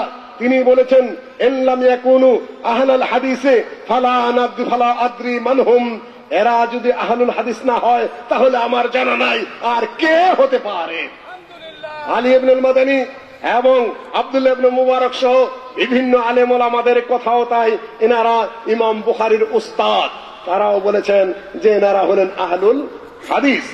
ইমাম শাফি সহ ইমাম শাফি বলেছেন যে আহলুল হাদিসে ফিল আরদ কান্নুজুমে ফিস সামা, আহলুল হাদিসরা পৃথিবীতে হলো এমন যেমন আকাশের বুকে তারকা। আকাশের বুকে তারকারা যেমন মিট মিট করে জ্বলে, এবং আগে যখন কম্পাস ছিল না তখন মানুষেরা যেরকম তারকা দেখে পথ চলতো, ও আলামাত ওয়া বিন নাজমিহুম ইয়াহতাদুন, আলামাত এবং তারকা দেখে যেরকম পথ চলতে হয়, কম্পাস না থাকলে পৃথিবীর বুকে কেউ যদি সত্য পথে, সঠিক পথে চলতে চায় তাহলে আহলে হাদিসের তারকার পিছনেই তাদের চলতে হবে। এটা আমার কথা নয়, বানানো কথা নয়, একটু নয়, আইম্মায়ে কেরামের কথা, সালাফে সালেহিনের কথা। তাহলে এখন ভাইরা বলবেন যে তাহলে কি আমরা আহলুল হাদিস না? আমি বলবো ইমাম আবু হানিফা রাহিমাহুল্লাহ স্বয়ং আহলুল হাদিস। মুসনাদুল ইমাম আবু হানিফা তার কিতাব, ইমাম আবু ইউসুফ মুহাম্মদ তারাও আহলুল হাদিস। ইমাম আবু ইউসুফ তিনি ইমাম আবু হানিফার ছাত্র, ইমাম মুহাম্মদ ইমাম আবু হানিফার ছাত্র, কিন্তু ইমাম আবু হানিফার ছাত্র হওয়া সত্ত্বেও ইমাম মুহাম্মদ রাহিমাহুল্লাহ ইমাম মালিকের কাছে হাদিস পড়ে এসেছেন। সেদিন বলছিলাম শেখ মুজাফফরকে যে তুমি কি জানো মুয়াত্তা ইমাম মুহাম্মদ নামে যে কিতাবটা আসলে সেটা কার মুয়াত্তা? মুয়াত্তা কয়েকটা আলেম ভাইরা শুনুন আপনারা, সেটা হলো মুয়াত্তা ইমাম মুহাম্মদ, যেটা এটা মুয়াত্তা ইমাম মুহাম্মদের নয়, ইমাম মালিক রাহিমাহুল্লাহর যে মুয়াত্তা সেটা কয়েকজনের রিওয়ায়াত করেছেন। আমাদের দেশে যেটা পরিচালিত সেটা হলো ইয়াহইয়া ইবনে ইয়াহইয়া আল মাসমুদির রিওয়ায়াত, কিন্তু ইমাম মুহাম্মদ ইমাম মালিকের কাছে ইমাম মালিকের মুয়াত্তা পড়ে এসেছেন, সেটা ইমাম মালিকের রিওয়ায়াত, কিন্তু মূল কিতাব ইমাম মালিকেরই। মুয়াত্তা ইমাম মুহাম্মদ মানে রিওয়ায়াত ইমাম মুহাম্মদ আন মালিক লিমুয়াত্তা। ইমাম মালিক ইমাম মুহাম্মদ ইমাম মালিকের কাছে মুয়াত্তা পড়েছেন, তার সনদে বর্ণিত যে কিতাব সেটা হলো মুয়াত্তা ইমাম মুহাম্মদ নামে পরিচিত, কিন্তু আসলে ইমাম মালিকেরই রিওয়ায়াত, ওনার কিতাব হলো ইমাম মালিকের। কাজেই ভাই মনে রাখবেন, ইমাম আবু হানিফার ছাত্র হওয়া সত্ত্বেও তিনি ইমাম মালিকের কাছে হাদিস পড়ে এসেছেন এবং সেটা তিনি বর্ণনা রিওয়ায়াত করেছেন, সেটাই ইমাম মুহাম্মদের মুয়াত্তা নামে পরিচিত। ভাইয়ের একটু ভালো করে জানার চেষ্টা করবেন। আর হেদায়েত যদি খোলেন, এই হেদায়েত যদি খোলেন, আপনারা বলতেছেন মাযহাব মানা ফরজ, 4 মাযহাব 4 ফরজ। যিনি লিখেছেন তার নাম আর বলতে চাই না, এই লেখার পরে নিজ দেওয়াল লিখে দিচ্ছেন যেটা কোনো কোরআন হাদিসে নাই, তবে জনগণের সন্তুষ্টির জন্য আমি লিখিয়া দিলাম। পড়ে নেবেন কিতাবটা নিজ দেয়, আমার যতটুকু মনে করতে পারছি। মাকসুদুল মুমিনিন বলাটা ঠিক হলো না আর কি। যাই হোক, লেখকের নাম আর বললাম না, কিতাবের নাম বললাম। আধা কোলে গাধাই বোঝে, আপনার তো মানুষ, তাই না? ইশারায় বুঝে নিবেন। সময় তো ভাই, আমি জিজ্ঞাসা করি, ইমাম আবু ইউসুফ হানাফি ছিলেন কিনা? ইমাম মুহাম্মদ হানাফি ছিলেন কিনা? কেউ জবাব দিতে পারবেন? ইমাম আবু হানিফা রাহিমাহুল্লাহ বলেছেন, ইয়া ইয়াকুব লা তাকতুব আন্নি, হে ইয়াকুব আবু ইউসুফ তুমি আমার কিচ্ছু লিখবে না, কেন আমি একজন মানুষ মাত্র। আমি আজকে একটা ফতোয়া দেই, কালকে যখন দেখি এটা অন্যটা ঠিক হবে আমি সেটা ঘুরাই, তুমি একটা লিখে নেবে, পরের দিন আমি ঘুরিয়ে ফেলবো, তখন ভুল কথাটা লিখিত থেকে যাবে। আপনারা দেখুন দুরুল মুখতার রদ্দুল মুখতার খুলে দেখুন ইমাম আবু হানিফার কথা, এই যে সহি কথা, আমি না পৃষ্ঠার নাম্বারটাই বলে দিচ্ছি, তুমি দাও তো ওই খণ্ডটা দাও।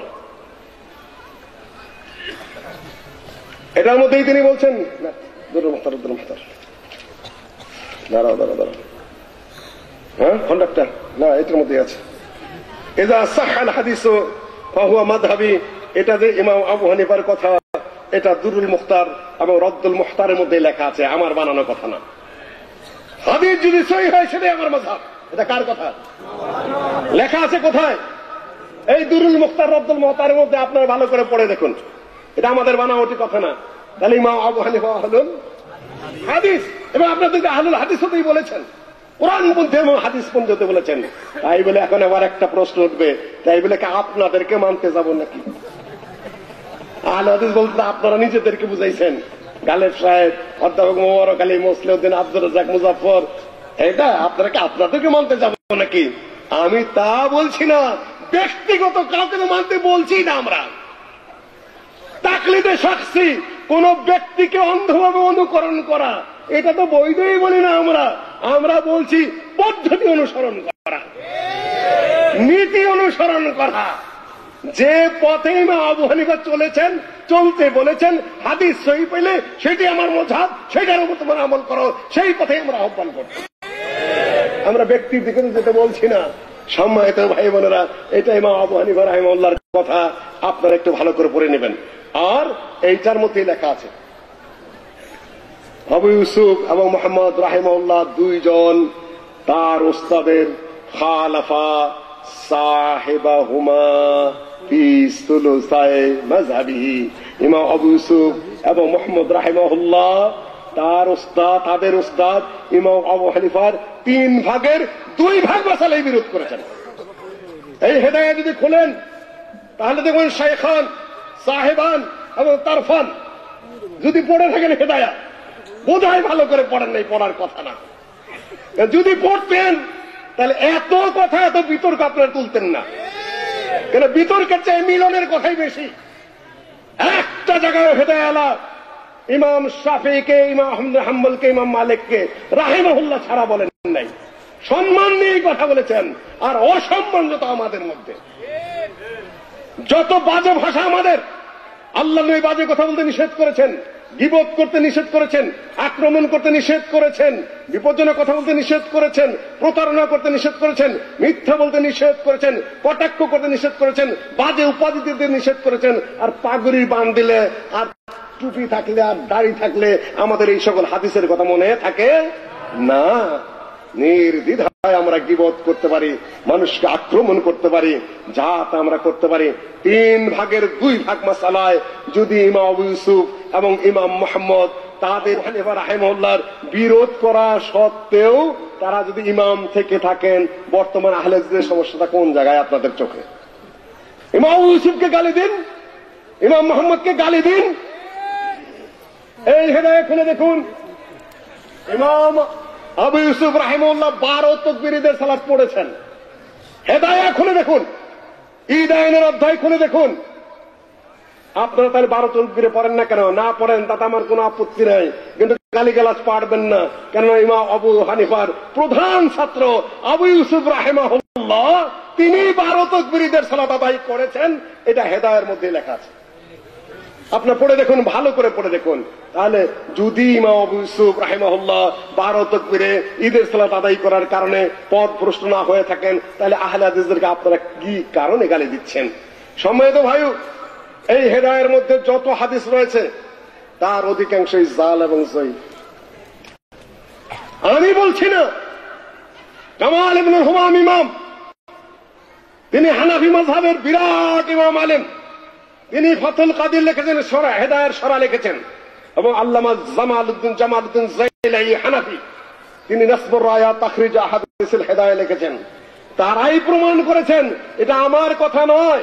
সম্মানিত ভাই, এবং ভারতের প্রখ্যাত হানাফি আলেম, তার নাম হলো আব্দুল হাই লাখনবী ফিরিঙ্গি মুহাল্লি, তিনি বলেছেন, তার ইমামুল কালাম এবং আল আজবি বা আল ফাদিলা ইত্যাদির মধ্যে এনে আলোচনা করেছেন, যে উনি আলোচনা করেছেন ওমেন হা হুনা নাসু আলা আন্নাহু লা ইবরাতাল আহাদিসিল মানকুলা ফিল কুতুবিল মাবসুতা মা লাম ইয়াজহার সানাদুহা আও ইউলামু ইতিমাদু আরবাবিল হাদিস ওয়া ইন কানা মুসান্নিফুহা ফাকিহান জালিলান ইউতামাদু আলাইহি ফি নাকলিল আখবার ওয়া হুকমিল হালাল ওয়াল হারাম। ألا ترى إلى صاحب الهداية من أجلة الحنفية والرافي شارع العجيز من أجلة الشافعية مع كونهما مما يشار إليهما بالأنامل ويعتمد عليهما الأماجد والأماثل قد ذكر في تصنيفهما ما لم يوجد له أثر عند خبير بالحديث। বিস্তারিত লম্বা কথা বললাম যে এই জন্যই উলামায়ে কেরাম বলেছেন যে ওমেন হা হুনা নাসু আলা আন্নাহু লা ইবরাতা লিল আহাদিসিল মানকুলা ফিল কুতুবিল মাবসুতা। ফিকহের কিতাবের মধ্যে যত হাদিস এসেছে এই সকল হাদিসের ব্যাপারে মুহাদ্দিসিনদের কথা হলো এগুলা কোনো আলোচ্য বিষয় নাই। কেন? এর অধিকাংশ হলো দুর্বল এবং জালজাই, নিজেদের মাসআলা প্রমাণ করার জন্য যেখানে যা পেয়েছেন সব সংযোগ করে দিয়েছেন। তিনি হানাফি অসত্ত্বেও ভারতের আলেম বলছেন, আল্লাহ তাআলা ইলা সাহিবুল হেদায়া, তুমি কি হেদায়া আলার দিকে দেখো না? বুরহানুদ্দিন মুরগিনানি দেখো না তুমি? আর রাফি শারহুল ওজিজ, যিনি ওজিদের ব্যাখ্যা করেছেন, শাফিদের মধ্যে মিম্মা ইউশারু ইলাইহিমা বিল আনামিল ওয়া ইয়াতামাদু আলাইহিমাল আমাজিদ ওয়াল আমাসিল, এই দুইজন হানাফি এবং শাফি মাযহাবের বিখ্যাত আলেম, যাদের দিকে আঙ্গুলি দিয়ে ইশারা করা হয় বড় আলেম মুজতাহিদ হিসাবে, এবং তাদের উপর নির্ভর করা হয়। তাদের কিতাবের মধ্যে এমন সব বর্ণনা, এমন সব হাদিস নিয়ে এসেছেন যার কোনো অস্তিত্বই মুহাদ্দিসিনদের কাছে নাই। মা লাম ইউজাদুল হাসানুন ইনদা খাবীরিন বিল হাদিস। তারপরও আপনারা এগুলোই মানবেন, খালি এগুলোই বলবেন। আজকের বিষয়বস্তুর মধ্যে বলছিলাম যে স্পষ্ট ভাবে আপনারা বলবেন বাহাসি কথাবার্তা বলছেন না, বাহাসি কথাবার্তা নয়, আমাকে বলা হয়েছে কিছু, এই দিকে আপনি ইশারা দিবেন, আমি শুধুমাত্র ইশারা দিয়ে যাচ্ছি। কারো বিরুদ্ধে আমি আক্রমণ করছি না। আপনাদের কাছে যেটা প্রমাণিত হয় সেটা আপনারা করুন, আমার কোনো আপত্তি নাই, আপনাদের বিষয় সেটা। কিন্তু যারা সহিহ হাদিসের উপর আমল করতে চায়, তারা প্রচার করতে হয়, তাদের উপর আপনারা আক্রমণ করতে আসছেন কেন? আমার প্রশ্নটা এই জায়গায়, সহিহুল বুখারীর উপর আমল করবে, সহিহ মুসলিমের হাদিসের উপর আমল করবে, আপনারা আমল করতে দেন। দেখুন কি অবস্থা, কোথা থেকে কি বর্ণনা করছেন। তারাবির হাদিস, তারাবির হাদিস বলতেছেন তারাবির উপর একেবারে 11 রাকাতের কোন হাদিসই নাই। কোথায় কোথা থেকে শেখ বই লিখেছে বিস্তারিত তার বই থেকে আপনারা পড়ে নেবেন, আলোচনা শুনবেন। আমি শুধু এইটুকু ইশারা করে যাচ্ছি, তারাবির উপর নাকি হাদিসই নাই। সহিহুল বুখারীতে হাদিস নাই তারাবির উপরে, বলছে তাহাজ্জুদের উপর হাদিস। টিভির মধ্যে আমি দেখতেছি লম্বা লম্বা পাগড়ি, কি দাড়ি, কি আলেম, স্পষ্ট ভাবে বলে যাচ্ছে সহিহুল বুখারীতে তারাবির উপর কোন হাদিসই নাকি নেই। আমি বলবো সহিহুল বুখারী আপনি পড়েছেন? আমার একটা ক্ষুদ্র প্রশ্ন, পাগড়ি যত লম্বাই থাক না কেন আপনার, আলহামদুলিল্লাহ পাগড়ি সুন্নত, দাড়ি লম্বা আলহামদুলিল্লাহ, ওয়াজিব ভালো কাজ করেছেন আলহামদুলিল্লাহ, আতর মাখানো সুন্নত আলহামদুলিল্লাহ, দেখতে মনে হয় আলেম, কিন্তু যখন বলেন যে সহিহুল বুখারীতে তারাবির হাদিস নাই, তখন আমি বলবো আপনি মিথ্যুক, আপনি প্রতারক, আপনি ধোঁকাবাজ। কেন? সহিহুল বুখারীতে আমার জানা মতে, সহিহুল বুখারীতে আমার জানা মতে 97টি বিভাগ রয়েছে। তার 19 নম্বর বিভাগে আছে তাহাজ্জুদের অধ্যায়, 31 নম্বর বিভাগ হলো তারাবির অধ্যায়। সহিহুল বুখারীতে প্রথম অধ্যায় হলো বাদুল ওহী কিভাবে শুরু হলো, তারপরে কিতাবুল ঈমান, কিতাবুল ইলম, তারপরে ওযু গোসল সালাত, তারপরে হলো কি যাকাত, তারপরে কি হজ আগে এনেছেন ইমাম বুখারী, তারপরে সাওমের অধ্যায়, তারপরে এনেছেন তিনি তারাবির অধ্যায়। তারাবির বিভাগ বলবো, কিতাব বলতে আমি বিভাগ বলি, বাবের তর্জমা করে আমি অধ্যায়, এটা আমার নিজস্ব স্টাইল আর কি, বিভাগকে আমি অধ্যায় বলি না। সেইখানে 31 নম্বর বিভাগে তারাবির অধ্যায়, কিতাবুস সালাতের তারাবি দেখবেন। এখন ভাইরা বলেন সহিহুল বুখারীতে নাকি তারাবির অধ্যায়ই নাই, তারাবি প্রসঙ্গ কিছু নেই, তাহাজ্জুদের হাদিস আছে। ভাইও তাহাজ্জুদের অধ্যায় হাদিস রয়েছে। এখানে উস্তাদ হলেন আব্দুল্লাহ বিন ইউসুফ, ইমাম বুখারী উস্তাদ আব্দুল্লাহ বিন ইউসুফ, তিনি বর্ণনা করছেন ইমাম মালিক থেকে। তারপরে সাহাবী তাবেঈ জিজ্ঞাসা করছেন আয়েশা রাদিয়াল্লাহু তাআলা আনহা, মা আয়েশাকে, আবু আব্দুর রহমান ইবনে সালামা, যে মা আল্লাহর নবীর রমাদানের সালাত কেমন ছিল, রাত্রের সালাত কেমন ছিল? মা আয়েশা রাদিয়াল্লাহু তাআলা আনহা অত্যন্ত বিচক্ষণ এবং বুদ্ধিমতী, তিনি বললেন মা কানা ইয়াজিদু ফি রমাদানা ওয়ালা ফি গায়রিহি আলা 11 রাকাতান, রমাদান হোক বা রমাদানের বাইরে হোক, নবী সাল্লাল্লাহু আলাইহি ওয়াসাল্লাম 11 রাকাতের বেশি পড়েন নাই, আদায় করেন নাই। এখানে তাহাজ্জুদের অধ্যায়, সেই হাদিসটাই আবার ইমাম বুখারী তারাবির অধ্যায়ে এনেছেন, একই হাদিস, কিন্তু এখানে ওস্তাদ হলেন ইসমাইল, ওখানে আব্দুল্লাহ বিন ইউসুফ ইমাম মালিক, আর এখানে ওস্তাদ ইসমাইল ইমাম মালিক, পড়ে হাদিস একই। তার মানে হলো তাহাজ্জুদ যা, তারাবিও তাই। রমাদানের বাইরে গেলে তাহাজ্জুদ, রমাদান আসলে কি তারাবি। বলো এটা আমি বানালাম না, আপনারা ফয়দুল বারী খুলে দেখুন, আল্লামা আনোয়ার শাহ কাশ্মীরি দেওবন্দের প্রধান মুহাদ্দিস, তার দর্স যেটা আলেমেরা শুনে রাখুন, পরিষদের বাইরে ভালো করে শুনুন। বদর মিরাঠি তার ছাত্র, তিনি তার দর্স সংকলন করে যেটা লিখেছেন সেটার নামে হলো ফয়জুল বারী। আনোয়ার শাহ কাশ্মীরি নিজে লিখে যান নাই, এটা আপনারা জানে রাখুন, বুঝে রাখুন। কেতাব তো পড়েন না, আমিও তো খুব বেশি করি তা না, একটু দর্শও দিয়ে যাচ্ছি। হ্যাঁ, বদর মিরাঠি উনি বলতেছেন 420 পৃষ্ঠার 2 নম্বর। আচ্ছা, উনি বলতেছেন যে এতে বোঝা যাচ্ছে তাহাজ্জুদ এবং তারাবি একই, হানাফি মাযহাবের মতো। আপনাকে দেওবন্দ তাদের কিতাব পড়বেন না, জানবেন না, আপনারা বলতেছেন সুন্নতে মুআক্কাদা। আর ইমাম আবু হানিফা রাহিমাহুল্লাহ তার আল ফিকহুল আকবরে বলতেছেন সালাতুত তারাবি সুন্নাহ। ইমাম আবু হানিফা বলছেন সুন্নাহ, আর আপনার টিভির মধ্যে এবং বিভিন্ন জায়গায় গায়ের জোরেই বলতেছেন সুন্নতে মুআক্কাদা, আর এমন জোরে ঠেলা বলেন মুআক্কাদা যেন এটা ওয়াজিব হয়ে গেছে। সম্মানিত ভাই, 11 রাকাতের বেশি পড়েননি, এটা সহিহ বুখারীর হাদিস। আর আপনারা নিয়ে আসেন মুসান্নাফে ইবনে আবু শাইবার riwayat নিয়ে আসেন। আবু শাইবা যিনি, তিনি হলেন ইমাম আবু শাইবা, যিনি মুসনাদে ইমাম শাইবা যেটা ওনার দাদা, তিনি যঈফ রবি, তার হাদিস গ্রহণযোগ্য না, হাফেজ ইবনে হাজার উল্লেখ করেছেন। এবং সেটা তুমি যদি পড়ে দেখো উমদাতুল কারিতে আল্লামা বদরুদ্দিন আইনি, তিনিও বলেছেন যে তারাবির যে 20 রাকাতের যে কথাটা ওমর রাদিয়াল্লাহু তাআলা আনহুর যুগে, এটা যঈফ, এটা হানাফিরাও বলেছেন। আর আপনারা ঠেলাই নিতেছেন একদিকে। সম্মানিত ভাই, কাজেই বলছি সহিহুল বুখারীর একদিকে, আপনারা একদিকে থাকেন, আমার কোনো আপত্তি নাই। তবে আমি যতটুকু পড়েছি পরবর্তী যুগে 36 রাকাত পর্যন্ত দেখা যাচ্ছে। শাইখুল ইসলাম ইবনে তাইমিয়া বলেছেন সালাতুল লাইলি মাসনা মাসনা, রাত্রের সালাত 2 রাকাত 2 রাকাত। যে হুজুর নফল পড়তে পড়তে যদি 100 রাকাত পড়তে পারে পড়ুক, তাতে কিছু যায় আসে না। কিন্তু কেউ যদি বলেন যে নবী সাল্লাল্লাহু আলাইহি ওয়াসাল্লাম 20 রাকাত পড়েছেন কিংবা ওমর রাদিয়াল্লাহু তাআলা আনহু 20 রাকাত পড়েছেন, আমি বলবো আপনি নির্জলা মিথ্যা কথা বলছেন। এই কথা সত্য না। আপনারা আপনারটুকু বলেন, কিন্তু গায়ের জোরে বাকিটুকু কেন বলতে যাবেন? এই দেখুন, এই রফুল আয়দানের বিরুদ্ধে আপনারা কথা বলছেন। বলুন আপনাদের কাছে যদি দলিল থাকে যে রফুল আয়দান করেন নাই। ইবনে মাসউদের বর্ণনা আছে যে সাল্লাইতু খালফা রাসূলুল্লাহ সাল্লাল্লাহু আলাইহি ওয়াসাল্লাম ফালাম ইয়ারফা ইয়াদাইহি ইল্লা আউয়ালা মাররা। অন্য কোথায় কোথায় কি আছে সেগুলো আপনারা বলতে থাকুন, সেটা আপনাদের ব্যাপার। কিন্তু যদি বলেন যে সহিহ মুসলিমে আছে, তাহলে আমি বলবো ভাইও এত বড় একটা জাল কথা আপনাদের বলতে হবে না।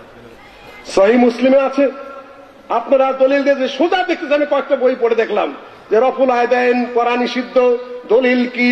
সহিহ মুসলিমের হাদিস জাবের ইবনে সামরা থেকে বর্ণিত, আল্লাহ নবী বললেন মা লি আরাকুম রাফি আইদিকুম কাআন্না আযনাবু শাইলিন খুমুস শুমুস।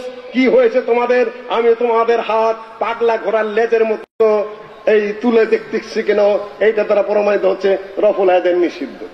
ভাইও, হাদিসটা সহিহ মুসলিমের যে অধ্যায়টা যিনি বেঁধেছেন ইমাম নবী, তিনি যা হাদিস থেকে যা বুঝেছেন সেটা হলো, তিনি যা বলেছেন যে নামাজের মা সুকুন ফিস সালাত, সালাতের মধ্যে ধীর স্থির থাকতে হবে, সালাতের মধ্যে লড়াচড়া করা যাবে না, সালাতের মধ্যে হাত দিয়ে ইশারা করা যাবে না, সালাতের মধ্যে মসজিদের মধ্যে গোলাকার হয়ে বসা যাবে না, এবং মসজিদের মধ্যে একটা সালাতে যখন দাঁড়াবেন তখন আগের কাতারে দাঁড়ানোর চেষ্টা করতে হবে, পায়ে পায়ে মিলিয়ে দাঁড়াইতে হবে। লম্বা হাদিস সহিহ বুখারীর, সহিহ মুসলিমের জাবের ইবনে সামরা থেকে। খারাজা রাসূলুল্লাহ সাল্লাল্লাহু আলাইহি ওয়াসাল্লাম ইয়াওমান ফাকাল মা লি আরাকুম রাফি আইদিকুম কান্না আযনাম খাইলিন শুমুস। আমি তরজমা করেছি। তারপরে খারাজা রাসূলুল্লাহ সাল্লাল্লাহু আলাইহি ওয়াসাল্লাম ইয়াওমান ফাকাল, আমরা সাহাবী বলছেন যে আমরা গোলাকার হয়ে জায়গায় জায়গায় মসজিদে বসেছিলাম। হেলাকান কালা মালি আরাকুম এজিন, তোমরা বিক্ষিপ্ত ভাবে বসে আছো কেন? আমরা কাতারে পায়ে পায়ে মিলাতাম না।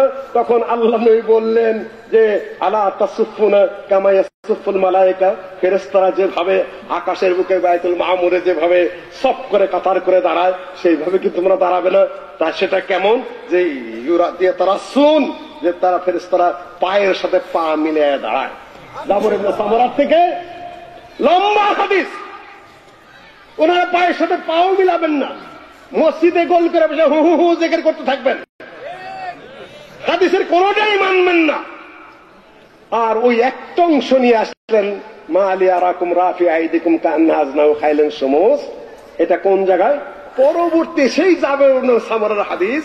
সেটা এটা যেটা আমি উল্লেখ করলাম সেটা আছে সহিহ মুসলিমের বিভিন্ন জায়গায় রয়েছে, মিশকাতের মধ্যে রয়েছে, এবং জাবের ইবনে সামরা থেকে যেটা বর্ণিত সেটা দেখুন, আমি আপনাদেরকে দেখিয়ে দিচ্ছি। এটা হলো 968 নম্বর বললাম, এবং 968, 69, 70, 71 পরে আরো 3টা বর্ণনা এসেছে এর সম্পূরক হিসাবে। সেখানে বলছেন যে এটা কখন হাত তোলার কথা আছে, কুন্না ইদা সাল্লামনা কুলনা বিআইদিনা আসসালামু আলাইকুম। যখন আমরা সালাম ফিরাতাম তখন হাত দিয়ে বলতাম আসসালামু আলাইকুম, আসসালামু আলাইকুম মুসাফা করতাম, হাত বাড়াই দিতাম। তখন আল্লাহ নবী বললেন যে কি হয়েছে তোমাদের, তোমরা এইভাবে পাগলা ঘোড়ার উন্মুক্ত ঘোড়ার লেজের মতো হাত তুলছো কেন? সেই সালামের হাদিসটা রফুল আয়দানের ইমামের পিছনে রুকুর থেকে ওঠা রফুল আয়দানের নাম সাজত করেছে। কোন গায়ের বাছুর কোন বলদের পিছনে লাগাইতেছেন? যে আমার খেতে ওর গি দিয়েছে গাই, সেই হিসেবে আমার বিয়াই।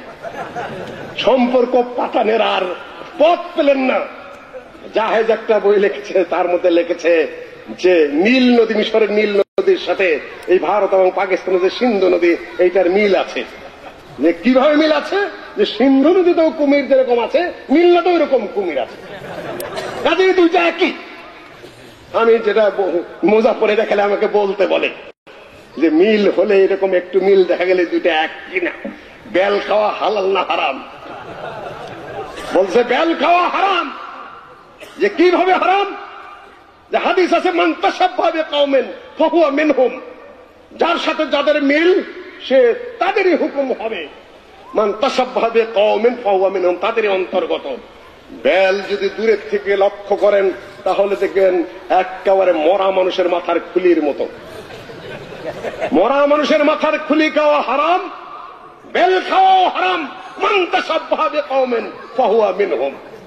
বেলটা যখন ফাটাবেন দুই ভাগে ভাগ করে ফেলে রাখবেন। যদি বড় বেল হয় দূর থেকে দেখা যায় মরা একটা কচ্ছপ পড়ে আছে। হানাফি মাযহাবে কচ্ছপ খাওয়া হারাম, মান তাশাব্বাহা বিকওমিন ফাহুয়া মিনহুম। পাকা বেল যখন ফাটাবেন তখন দেখবেন যে পায়খানার মতো। পায়খানা খাওয়া হারাম, বেল খাওয়া হারাম। মান তাশাব্বাহা বিকওমিন ফাহুয়া মিনহুম। বেলের যে আঠা সেটা তো আরো একেবারে বিদ্যমান, ওটা আরো সমস্যা। খাবেন কি করে? মান তাশাব্বাহা বিকওমিন ফাহুয়া মিনহুম। তখন আছে মালি আরাকুম রাফি আইদিকুম কানহা আযনাবু খাইলেন সমুজ। আল্লাহর নবীর হাত কোন জায়গায় তুলতে বলছেন, আমরা কোন জায়গায় কিয়াস করে লাগাই দিতেছি। সম্মানিত ভাই, এটা কি স্টাইল? এটা কি ইমানদারি পদ্ধতি? সম্মানিত ভাই, হাদিসের ব্যাপারে সূরাতুল ফাতিহা ইমামের পিছনে পড়ার ব্যাপারে কত যে কি বলতেছেন আপনারা। মুখের মধ্যে আগুন দিতে হবে, মুখের মধ্যে পায়খানা দিতে, মুখের মধ্যে কি কি যে বলতেছেন, এগুলাকে আদৌ সাহাবাদের ভাষা? বলতেছে অবনতির ব্যাপারে আরো বলতেছে যে প্রথম সাহাবীরা মূর্তি নিয়ে আসতেন আল্লাহ নবীর পিছনে। কাজেই আল্লাহ নবী হাত তুলতে বলছেন যাতে মূর্তিগুলা পড়ে যায়। সম্মানিত ভাই, প্রথম হাত তোলা কান পর্যন্ত শাহমাতা উযুনাইহি হেদায়েতে লেখা আছে। প্রথম যখন হাত তুলবেন, যখন দাঁড়াবেন, হাত কোন পর্যন্ত তুলবেন? কানের এই লতি পর্যন্ত তুলবে, এটা তো হেদায়েতেই লেখা আছে। আর মহিলারা তুলে মানকিবাইহি, কাঁধ পর্যন্ত তুলবেন। আমার ভাইয়েরা আপনারা আবার দূর থেকে শুনেন, হেদায়েত যদি না থাকে তাহলে আমার ভুলটা ধরাই দেন মেহরবানি করে। কেন মহিলারা যদি একার কান পর্যন্ত তুলে তাদের পর্দার ক্ষতি হবে। দুইটাই হাদিস আছে, মানকে ভাই ওজনাই দুটি আছে। যেটা করেন সেটাই রাইট, কারণ দুইটাই হাদিস। কোন হাদিস অমান্য করার অধিকার আমি মুসলিমের আপাতত নাই, অন্যেরও নাই, কারো অধিকারই নেই। তো এই হাদিস মানকে ভাই পর্যন্ত যেরকম আছে, ওজনাই পর্যন্ত সেটা আছে, যেটাই কোনো সেটা রাইট। অনেকের কিন্তু হয় না আলেম হওয়া সত্ত্বেও। আমাদের বাবারা চাচারা পিটায় শিখেছে, এই পর্যন্ত তোল, এইভাবে তোল, এরকম করেন। যারা করেন আলেজ ভাইদের রফুলাদের সুন্দর হয় না, সুন্দর করে তুলবেন, এইভাবে ছাড়বেন, কাঠ পর্যন্ত পড়লেও সুন্দর করে তুলবেন। পিঠ ব্যাকের উটের মতো হয় না। শেখের বই পুস্তক ভালো করে পড়ে নেবেন। আমি তো লিখতে পারি না, লিখি না, কিন্তু ওরা লেখে, ওদের বই পুস্তক ভালো করে পড়ে নেবেন। সালাত কিন্তু ওইভাবে হয় না, সালাতের উপর আলোচনা টোকাটাকে দিলে ও দিবে। সম্মানিত ভাই, আমি যা বলছে যে মূর্তি নিয়ে ঢুকতো, কাজে আল্লাহ নবী রহমতুল্লাহ করতে বলেছেন।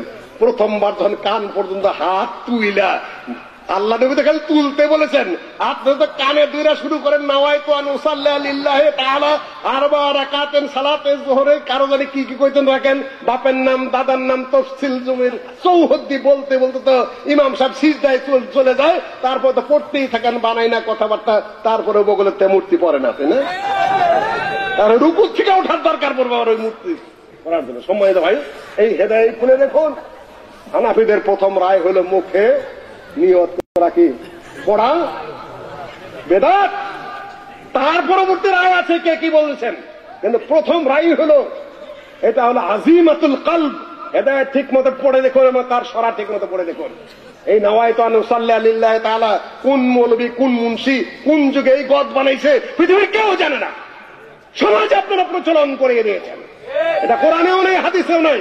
হানাফি মাযহাবের কেউ বলতে পারবে না যে নাওয়াইতু আন উসাল্লির গদ কে কবে বানাইছে। আমি কোন কিতাবে খুঁজে পাই নাই। আপনারা এগুলা চালান কিভাবে? প্রথমবার আজিমাতুল কলব বলা হয়েছে, এটা অন্তরের ব্যাপার। এক ভাই আলোচনা করছিলেন, আমি কিন্তু ওয়াজ শুনি খুব দূর থেকে লক্ষ্য করেছি, নিয়ত করার ব্যাপার নয়। আমি কিন্তু ওয়াজ শুনেছি দূর থেকে, একজন বলতেছিলেন, কে করেছে আমি জানি না। সত্য কথা, নিয়ত হলো করার ব্যাপার, নিয়ত পড়ার ব্যাপার নয়। কানে ধৈরা পড়তে ইমাম সাহেব সিজদায় চলে গেছে, আর আপনি পড়তেই আছেন, তারপরে মূর্তি পুরল না। এগুলাও আপনারা বলেন, আপনাদের মুখে এগুলাও শোভা পায়। আপনার কাছে যদি এটা প্রমাণিত না হয়ে থাকে আপনার ব্যাপার, আপনার রফলায়তের না করলে কিছুই করার নেই, আর রফলায়তের না করলে সালাত হবে না, এটা পৃথিবীর কোন মুফতি বলে নাই এই পর্যন্ত, আমরাও বলি না। কিন্তু সুন্নত, মুস্তাহাব, যেটাই বলি না ধারাবাহিক ভাবে সহিহ হাদিসের বিপরীতে ত্যাগ করা কখনো সঙ্গত কাজ নয়। কিন্তু আপনারা করবেন কি না করেন আপনাদের ব্যাপার। কিন্তু সহিহুল বুখারী, সহিহ মুসলিমের সহিহ হাদিসের বিরুদ্ধে এভাবে আগ্রাসী এবং আক্রোশী হয়ে উঠলে সেখানে প্রশ্ন দাঁড়ায়, করুক। আপনারা যখন হজে যান, কাবার ইমামের পিছনে যদি আপনাদের সালাত হয়, তাহলে বাংলাদেশে আহলে হাদিসের পিছনে সালাত আদায় হবে না? হবে না? আপনাদের পিছনে আমাদের সালাত হয়। যদি দায়ী ইলাল বেদা না হয়, যদি শিরকের দিকে আহ্বান না করেন, শুধুমাত্র রফল দেন এবং আমিন না পড়ার কারণে আপনাদের পিছনে আহলে সালাত হবে না, এ কথা আমরা কোনোদিনও বলি নাই। আল্লামা আব্দুল্লাহ আল কাফি আল কুরাইশি আহলে কিবলার পিছনে সালাত বই লিখে ফেলেছেন। কিন্তু যদি বেদাতি হয় এবং শিরকপন্থী হয়, আপনাদের কিতাবে লেখা আছে শরহে ফিকহুল আকবরে এবং দুররুল মুখতার এবং রাদ্দুল মুখতারে, লা তাজুজুস সালাহ খালফাল মুবতাদি। এটা পড়ে দেখুন। হানাফি মাযহাবে বেদাতের পিছনে সালাত হয় না। আর আপনারা তো জানেনও না যে মিলাদ বেদাত।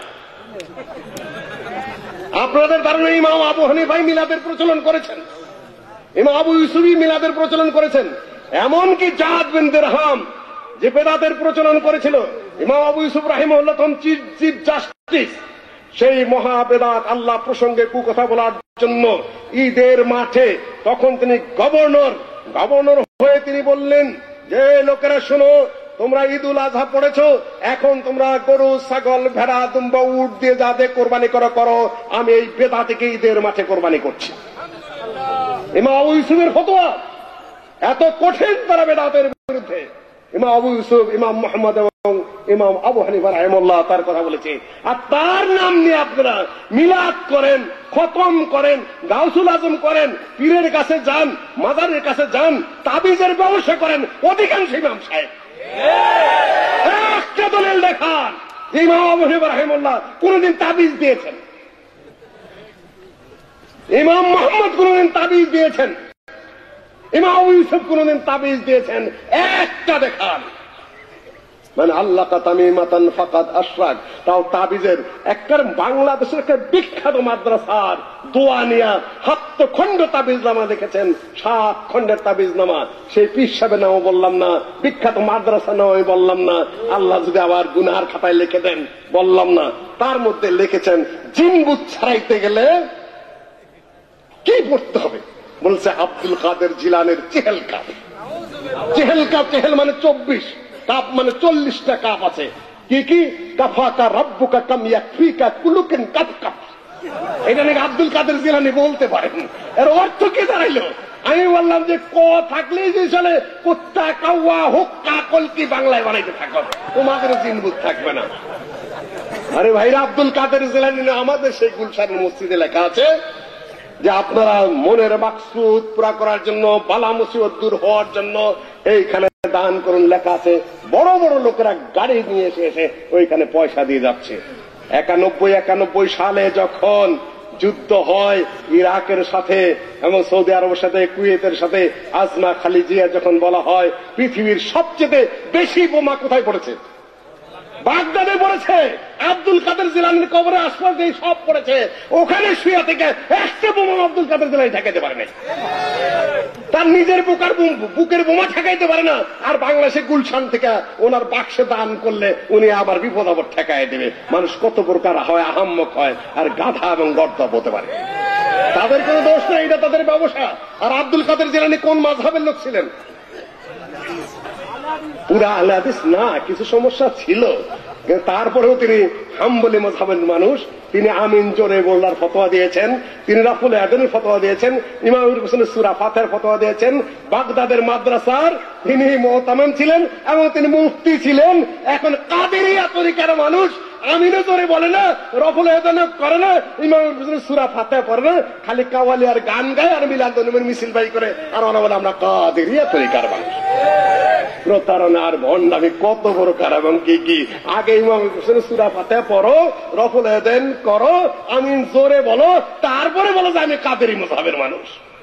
সম্মানিত ভাই, আমি গুটিয়ে আনতে চাই। এখন কত বাজতেছে? আচ্ছা, টাইম তো আমার দেখতেই হবে।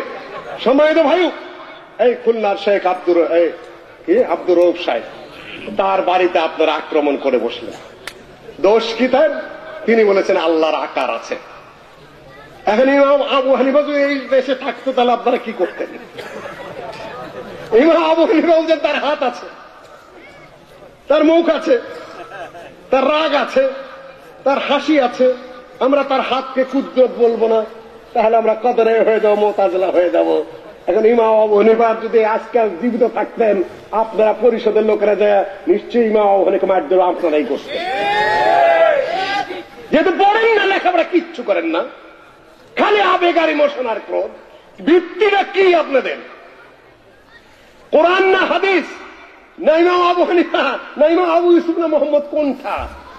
আমি তো বানায় কইতেছি না, একটাও বানায় কইতেছি না। আল্লাহর আকার আছে। এই যে সহিহুল বুখারী, সহিহুল বুখারীর শেষ অধ্যায় হলো কিতাবুত তাওহীদ। ডক্টর গুনাইমান 2 খণ্ডে শুধু সহিহুল বুখারীর ওই একটা বিভাগের ব্যাখ্যা করেছেন। আপনারা ওটা সহ আমি অনুরোধ করে যাব আলেম ওলামাদেরকে একটু লেখাপড়া করার জন্য। কথাই বলে যে মেয়েটা কোথায় বিয়া দিলা গো? বলে যে একজন আলেমের কাছে বিয়ে দিছে, কামেল পাস। ওই শিক্ষিত ছেলেবেলে আর পাইলা না খুঁজা, কামেল পাস পোলার কাছে দিলা। ভাইরা কিছু মনে করবেন না, ব্যাপারটা এরকমই হয়ে গেছে। সেদিন বলছিলাম বীরহাটা ওই মাদ্রাসায় ওখানে গিয়ে যে ভারতের সকল আলেম ওলামারা মিলা, তখন মৌলানা আবুল কালাম আজাদ পুরা ভারতের শিক্ষামন্ত্রী, তার কাছে একটা সিলেবাস পেশ করেছিলেন ভারতের সকল আলেমরা মিলে। সেখানে উল্লেখ করেছেন যে ইমাম বুজতুবির কাশফুল আসরার পাঠ্য করা হোক গোটা ভারতের সকল মাদ্রাসায়। মোল্লা আবুল কালাম আজাদ তার তাজকিরায় লিখেছেন, উর্দু বইটা পড়ে নেবেন, যে আমি অবাক হয়ে গেলাম, ভারতের বড় বড় আলেমরা মিলা সিলেবাস কমিটি করে আমার কাছে সিলেবাস পেশ করেছে। আমি বললাম রোয়ে জমিন পর इमाम बज़्तबी का कश्फुल असरार नामी कोई किताब नहीं है। हाँ, इमाम बज़्तबी का जो उसूल का किताब है कंजुल उसूल, उसका एक शरह है जो अब्दुल अजीज बुखारी ने लिखा है, उसका नाम है कश्फुल असरार। আমি আলেমদেরকে বললাম, শুনুন, ভারতের সব বড় বড় আলেমেরা মিলে সিলেবাস পেশ করেছেন। আমি ভারতের শিক্ষামন্ত্রী, আর বলেছেন যে ইমাম বুজতুবির কাশফুল আসরার পাঠ্য করা হোক। আমি বলতেছি আসমানের নিচে জমিনের উপরে ইমাম বুজতুবির কাশফুল আসরার নামে কোনো কিতাবই নাই। আলেমরা তখন চোখ বড় বড় করে ফেলেছে। কি বললেন? যে শোনো, বড় বড় আলেম তো দাবি করছো ইমাম বুজতুবির যে উসুলের কিতাব সেটার ব্যাখ্যা গ্রন্থ লিখেছেন আব্দুল আজিজ বুখারী, সেইটার নাম কাশফুল আসরার। কোনটা আসল কিতাব আর কোনটা তার ব্যাখ্যা গ্রন্থ, দুইটার পার্থক্য বোঝো না তোমরা মৌলবীরা, আর ভারতের মহান আলেম হয়ে গেছেন। আরো বলি, একটু ইশারা দিয়ে যাই, তাই বলে আমি বড় আলেম বলছি না। আমি শেখ বিন বাজের অনেক দর্শে বসেছি, আল্লামা উসাইমিনের সরাসরি আমি ছাত্র। সেখানে বুঝেছি যে আমি কত মূর্খ, কত কম জানি, কত স্বল্প বিদ্যার মানুষ। সৌদি আরবের বড় বড় আলেমদের পাশে বসে সেগুলো আমি জেনে এসেছি। কাছেই আমি কি জানি তা আমি জানি। আমি ফতোয়া কোনোদিনও দিতে সাহস পাই না, বক্তৃতা করে আলোচনা করি, কিন্তু ফতোয়া দিতে গেলে অন্তর কাঁপে। কেন? শ্রেষ্ঠ মুফতিদের কাছে দরবারে আমি বসে, তাদের এলেম প্রসঙ্গে আমার জানা আছে। কাজে আমি এলেমের বাহাদুরি করছি না, আমি শুধু দৃষ্টি আকর্ষণ করছি। আমার কাছে একটা সনদ আসলো, সনদটা এখানে কোথাও রয়ে গেছে, কোনটা নোটের মধ্যে রয়ে গেছে। সেটার মধ্যে লিখতেছে ভারতের শ্রেষ্ঠতম মাদ্রাসার একজন বিরাট মুহাদ্দিস আসতেছেন, এই দেশের মুহাদ্দিসদেরকে সনদ দেওয়ার জন্য খুবই সম্প্রতি। সনদের মধ্যে উপরে লেখা আছে বিসমিহি তাআলা। আসলে মুহাদ্দিসদের স্টাইল বিসমিল্লাহির রহমানির রহিম। তারপরে লিখতেছেন যে আল আসানিদ মিনাদ দ্বীন লাউলাল আসানিদ লাকালা মান শাআ মা শাআ। এই ইমাম মুসলিম তার ভূমিকায় লিখেছেন কার কথা? আব্দুল্লাহ ইবনে মুবারকের কথা, ইমাম বুখারীর ওস্তাদের কথা। গোটা মাদ্রাসার শ্রেষ্ঠতম মাদ্রাসার মুহাদ্দিস, তিনি আলেমদেরকে সনদ দেওয়ার জন্য আসতেছেন, কিন্তু প্রথম লাইনে তিনি ভুল করছেন। সহিহ মুসলিমের ভূমিকা আছে আল ইসনাদু মিনাদ দ্বীন ওয়ালাউলাল ইসনাদু লাকালা মান শাআ মা শাআ। প্রথম লাইনেই ভুল করছেন আল আসানিদু মিনাদ দ্বীন। তিনি আবার সহিহ সনদ দিয়ে যাবেন আলেমদেরকে। তা আমি এখন কি বলতে পারবো, কি বুঝাবো? কাজে আমি দৃষ্টি আকর্ষণ করছি, আজকে যদি ইমাম আবু হানিফা রাহিমাহুল্লাহ থাকতেন, খালি আব্দুর রউফের গায়ে হাত তুলবেন কেন? আপনারা ইমাম আবু হানিফা রাহিমাহুল্লাহর গায়ে হাত তুলতেন। যেহেতু ইমাম আবু হানিফা রাহিমাহুল্লাহ আল্লাহর আকার আছেন, এটা ইমাম আবু হানিফা রাহিমাহুল্লাহ সেটার কায়েল। দ্বিতীয় প্রশ্নে খুব সংক্ষেপে আমাকে বলতে হচ্ছে, আল্লাহ আমার গাড়ি ফেল করতেছে নাকি বক্তব্য আছে? আচ্ছা, উপমহাদেশে আপনারা বলেন, বহু কয়েকটা ক্যাসেট আমার কানে গেছে, এরা ইংরেজদের দালাল, ইংরেজরা একজনকে হালেদিস নাম দিয়েছে। আমি বলি, আপনারা কি কোনো বই পুস্তক পড়েননি? উপমহাদেশে আন্দোলনের ইতিহাস আপনারা জানেন না? সেটা হলো সৈয়দ আহমদ বেরলভী, শাহ ইসমাইল শুরু করে শাহেখ বেলায়েত আলী, অলি মোহাম্মদ ফুলতি, তারপরে মাঙ্গালুর থেকে শুরু করে মোল্লা ইনায়েত আলী, মোল্লা বেলায়েত আলী, মোল্লা ইনায়েত আলী, মোল্লা আব্দুল্লাহ তার ছেলে এবং তার ভাই আব্দুল করিম একেবারে 1920 সাল পর্যন্ত শিখদের বিরুদ্ধে এবং ইংরেজদের বিরুদ্ধে জিহাদ পরিচালনা করেছে। এবং সর্বপ্রথম যারা ইংরেজদের বিরুদ্ধে যুদ্ধ ঘোষণা করেছে তারা কারা? তারা কারা? শুধু আমি বলছি না, কতগুলো বইয়ের নাম আপনাদেরকে দিয়ে যায়, আপনারা এই বইগুলো পড়ে নেবেন। রোদে কাউসার পড়ে নেবেন, জাওরাকুল ইমান পড়ে নেবেন, তারিখে মুজাহিদিন পড়ে নেবেন, চৌধুরী সাহেবের লেখা, এগুলা উর্দুতে লেখা, ফার্সি লেখা বই পুস্তক। ইংরেজিতে যদি পড়েন, Wahabi movement in India, doctor Qeyamuddin পড়ে নেবেন। তারপর Syed Ahmad Shahid and his mission, এটা লেখা হলো আপনার মহিউদ্দিনের লেখা, লাখনৌ থেকে, সেটা আপনারা পড়ে নেবেন। কলকাতা রিভিউ, সেটা আপনারা পড়ে নেবেন। এবং বিচারপতি মওদুদের একটা বাংলায় অনুবাদ করা, সেটা পড়ে নেবেন। উইলিয়াম হান্টারের আওয়ার ইন্ডিয়ান মুসলমান পড়ে নেবেন, আরবিতে লেখা। এজা হাব্বাত রিহুল ইমান নদভী সাহেবের, সেটা পড়ে নেবেন। আল্লামা আব্দুল হাইল কাফি সাহেবের আহলে হাদিস পরিচিতি পড়ে নেবেন। তিনি দাবি করেছেন 1000 পৃষ্ঠায় তিনি সেই ইতিহাস লিখেছেন। সেই বই আমরা পাইনি, আফসোস রয়ে গেছে। বইটা উদ্ধার করে জমিয়ত যেন পাবলিশ করে, এটা আমরা অনুরোধ করবো। 1000 পৃষ্ঠায় তিনি ইতিহাস লিখে গেছেন। ডক্টর গালেবের আহলেস আন্দোলন থিসিস বাংলা আমি একটু লিখেছি। শেখ মুজাফফর অনেক লেখাপড়া করে। আপনারা কত ধরনের বই চান, Ambala trial, Malda trial, Kolkata trial, এগুলা সবই আহলে হাদিসের বিরুদ্ধে হয়েছিল। আন্দামান দ্বীপপুঞ্জে যাদেরকে দেশ থেকে বহিষ্কার করা হয়েছিল তারাও কারা? তারাও আহলে হাদিসরা। আবুল হাসান আলী নদভী নাদওয়াতুল উলামার যে রেক্টর, তিনি বলেছেন, যদি গোটা ভারত মহাদেশের স্বাধীনতা আন্দোলনের এবং সংগ্রামীদের নাম এক পাল্লায় তোলা হয়, আর যদি শুধু মোল্লা ইনায়েত আলী এবং বেলায়েত আলী সহ বাঙালি মুজাহিদদের যে সংগ্রাম ইংরেজদের বিরুদ্ধে, তা যদি আরেক পাল্লায় তোলা হয়, তাহলে এই পাল্লাই ভারী হবে।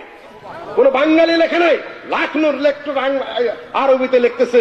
আরবি বলার সময় এখন আমার নাই, আমি সেই সঙ্গে লা রাজাহাত কিফাতুহুম, বাঙালি এবং যারা মৌলানা বেলায়েত আলী ইনায়েত আলী পাটনার মুজাহিদদের, যাদের পাল্লাই ভারী হবে। এই দেশের প্রথম স্বাধীনতার স্থপতি আহলুল হাদিসরাই। মোল্লা আকরম খান নাম শুনেছেন? এই সাতক্ষীরার পশ্চিম পাশে হাকিমপুরের মানুষ তিনি। তার বাবা আব্দুল বারী খান, তাদের পূর্বপুরুষ মদন খান, মুফিদুদ্দিন খান বালাকোটের যুদ্ধে অংশগ্রহণ করেছিলেন। যে 5 জন বাঙালি বালাকোটের যুদ্ধে শাহাদত বরণ করেছিলেন, শাহাদত মানে আল্লাহ তাদের শাহাদত কবুল করুন। শরফুদ্দিন, আলিমুদ্দিন, ফয়জুদ্দিন, লুৎফুল্লাহ, মুজাফফরও ছিল, তবে এই মুজাফফর না, সাইয়েদ মুজাফফর হোসেন। 5 জনের নাম আমরা বালাকোটের যুদ্ধে, কত সালে?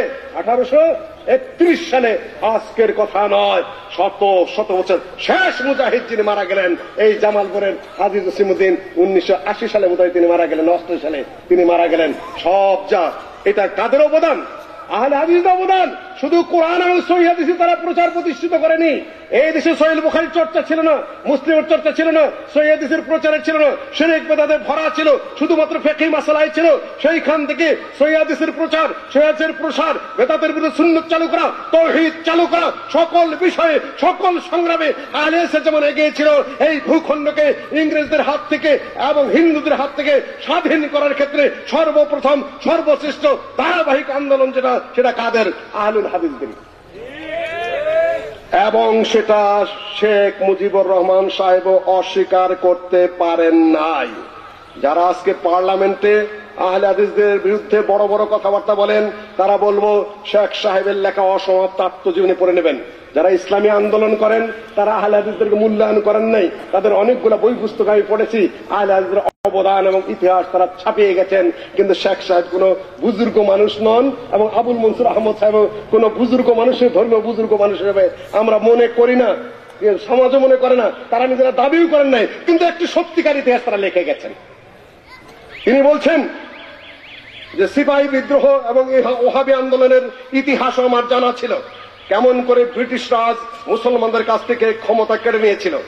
কি করে রাতারাতি মুসলমানদের সর্বশান্ত করে হিন্দুদের সাহায্য করেছিল। মুসলমানরা ব্যবসা বাণিজ্য, জমিদারি, সিপাহীর চাকরি থেকে কিভাবে বিতাড়িত হলো। মুসলমানদের স্থান হিন্দুদের দ্বারা পূরণ করতে শুরু করেছিল ইংরেজরা কেন। মুসলমানরা কিছুদিন পূর্বে ওদের শাসন করেছে, তাই ইংরেজকে গ্রহণ করতে পারে নাই। সুযোগ পেলেই বিদ্রোহ করত। ওহাবি আন্দোলন কি করে শুরু করেছিল হাজার হাজার বাঙালি মুজাহিদরা। বাংলাদেশ থেকে সমস্ত ভারতবর্ষ পায়ে হেঁটে সীমান্ত প্রদেশে যে জিহাদে শরিক হয়েছিল, তিতুমিরের জিহাদ, হাজী শরীয়তুল্লাহর ফরাইজি আন্দোলন সম্বন্ধে আলোচনা করে আমি স্বাধীনতা আন্দোলনের ইতিহাস বলতাম। কার কথা? পৃষ্ঠা কত? 22 এবং 23 নম্বর পৃষ্ঠা। সুফি বুজুর্গদের নিয়েও তিনি কথা বলেছেন। আজকে আমার সুযোগ নেই। আজকে আপনারা ওহাবি নিয়ে কথা বলেন, আহলে হাদিস নিয়ে কথা বলেন, আপনারা কিছুই জানেন না। ইতিহাস প্রশ্নে আপনাদের কোন ধারণা নাই। এই দেশের স্বাধীনতার স্থপতি, মূল আন্দোলনকারী, ইংরেজদের বিরুদ্ধে প্রথম জিহাদকারী, যারা নির্যাতিত, যাদেরকে ফাঁসি দেওয়া হয়েছে, তাদেরকে যাদের জমিদার থেকে বঞ্চিত করা হয়েছে, জমি জমা একবার বাজেয়াপ্ত করা হয়েছে, বহু ট্রায়াল হয়েছে, আন্দামানে পাঠানো হয়েছে, তারা আহলে হাদিস চাই। আমরা দাবি করি না, আমরা কোন সুযোগ সুবিধা চাই নাই। আল্লামা আব্দুল্লাহ কাফি সাহেব লিখেছেন তার আহলে হাদিসের পরিচিতির মধ্যে, আমাদের সেই ত্যাগ তিতিক্ষার বিনিময়ে আমরা মন্ত্রিত্ব চাই না, আমরা কলোনি চাই না, আমরা সুযোগ সুবিধা চাই না, আমরা চাকরি চাই না। আমরা চাই মুসলমানদের এই যে স্বাধীন ভূখণ্ডটুকু, কতটুকু 56,000 বর্গ মাইল, এই ভূখণ্ডে যেন পূর্ণাঙ্গ খেলাফতের আদলে একটি রাষ্ট্র কায়েম হয়। 50 সালের ভাষণ তার, আজকের কথা নয়। আজকে বিভিন্ন আন্দোলনকারী ভাইয়েরা বলেন আহলে হাদিসের অবদান কোথায়? খ্রিস্টানদের বিরুদ্ধে যুদ্ধ করলো দি ইন্ডিয়ান মুসলমান হান্টার লিখতেছে, খ্রিস্টান নিজে লিখতেছে আহলে হাদিসের জ্বালায় আমরা অতিষ্ঠ হয়ে পড়েছিলাম, কোথার থেকে শুরু করে কোথায় যায় শেষ করে আমরা ধরতে পারছি না।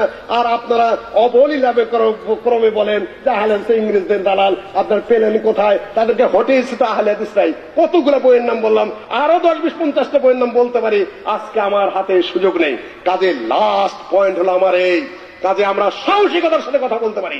এই দেশ আমাদের, আমরা এই দেশের, এই স্থিরভাবে আমাদের কাজ করতে হবে। এমন কোন চিন্তা যদি কেউ মাথায় ঢুকায়, আমাদের সন্ত্রাস করতে হবে, আমাদের মানুষ মারতে হবে, আমাদের গোলাগুলি করতে হবে, নেভার এই দেশ আমাদের। আমরা দাওয়াতি কাজ ধীরেই করতে থাকবো, আমাদের অত লোভ নেই। তাই যদি হতো তাহলে মুসা আলাইহিসসালামকে আল্লাহ পাক বললেন লাঠি নিয়ে যাও, লাঠি ছাড়লে সাপ হবে, সব সাপ খেয়ে দিবে, পাথরের মধ্যে মারো, 12টা ঝর্ণা বেড়ে যাবে, সাগরে মারো, পথ বেড়ে যাবে। এত কথার দরকার কি ছিল? আল্লাহ পাক শুধু বলতেন যাই এই ফেরাউনের মাথা মাইরা দাও, ফেরাউনের সে কথা এত তাড়াহুড়ার প্রয়োজন নেই, কোন কুচিন্তাও যেমন মাথায় ঢুকানো যাবে না।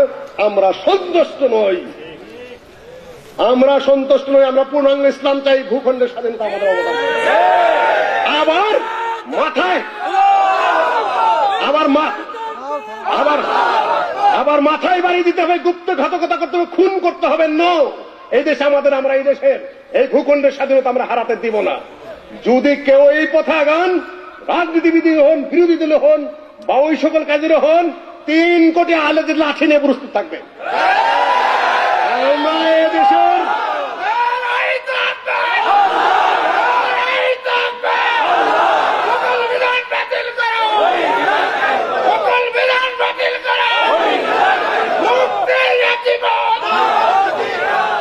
হবেই পরিবর্তন, আমাদের রক্ত হয়েছে, এটা আপনাদের জানা থাকতে হবে। সাহসিকতার সাথে চলবেন, বুক খুলে কথা বলবেন, কোরআন হাদিস আপনার পক্ষে, এই উপমহাদেশের ইতিহাস আপনার পক্ষে। আপনার ভয় কি? বগুড়ায় ডক্টর গালেব সাহেব অ্যারেস্ট, এই গৌতমের কান্দে ভারপ্রাপ্ত আমিরের দায়িত্ব চলে গেছেন, আপনারা খুব দ্রুত ভুলে যান। বগুড়ায় আমরা একটা সম্মেলন করব, প্রতিবাদ সম্মেলন, মুক্তি চাই ডক্টর গালেবের। তুমি এগুলো তুলো তাড়াতাড়ি, ব্যাগের মতো। আচ্ছা, মুক্তি আন্দোলন চাই। ওসি সাহেব বললেন যে আব্দুল লতিফ নামে একজন আছে সিরাজগঞ্জের, আমার চেয়ে তার অবদান সবচেয়ে বেশি, পথে ঘাটে থানায়। সে লোকটা এখন এই হার্টের রোগে ঘরে পড়ে আছে, কেউ তার খোঁজ নিতে যায় না। মুজাফরেও তাই বললাম, তোমাদের খোঁজ খবর কেউ নেবে না, সংগঠনের জীবনে এরকম, সংগঠনদের মূল্যেও কেউ খোঁজ নেবেন না, আপনারা জানি, ভুলে গেছেন ইতিমধ্যেই। বগুড়ায় সম্মেলন করতে হবে, ওসি সাহেবকে যায় বলা হলো একটু পারমিশন দেন।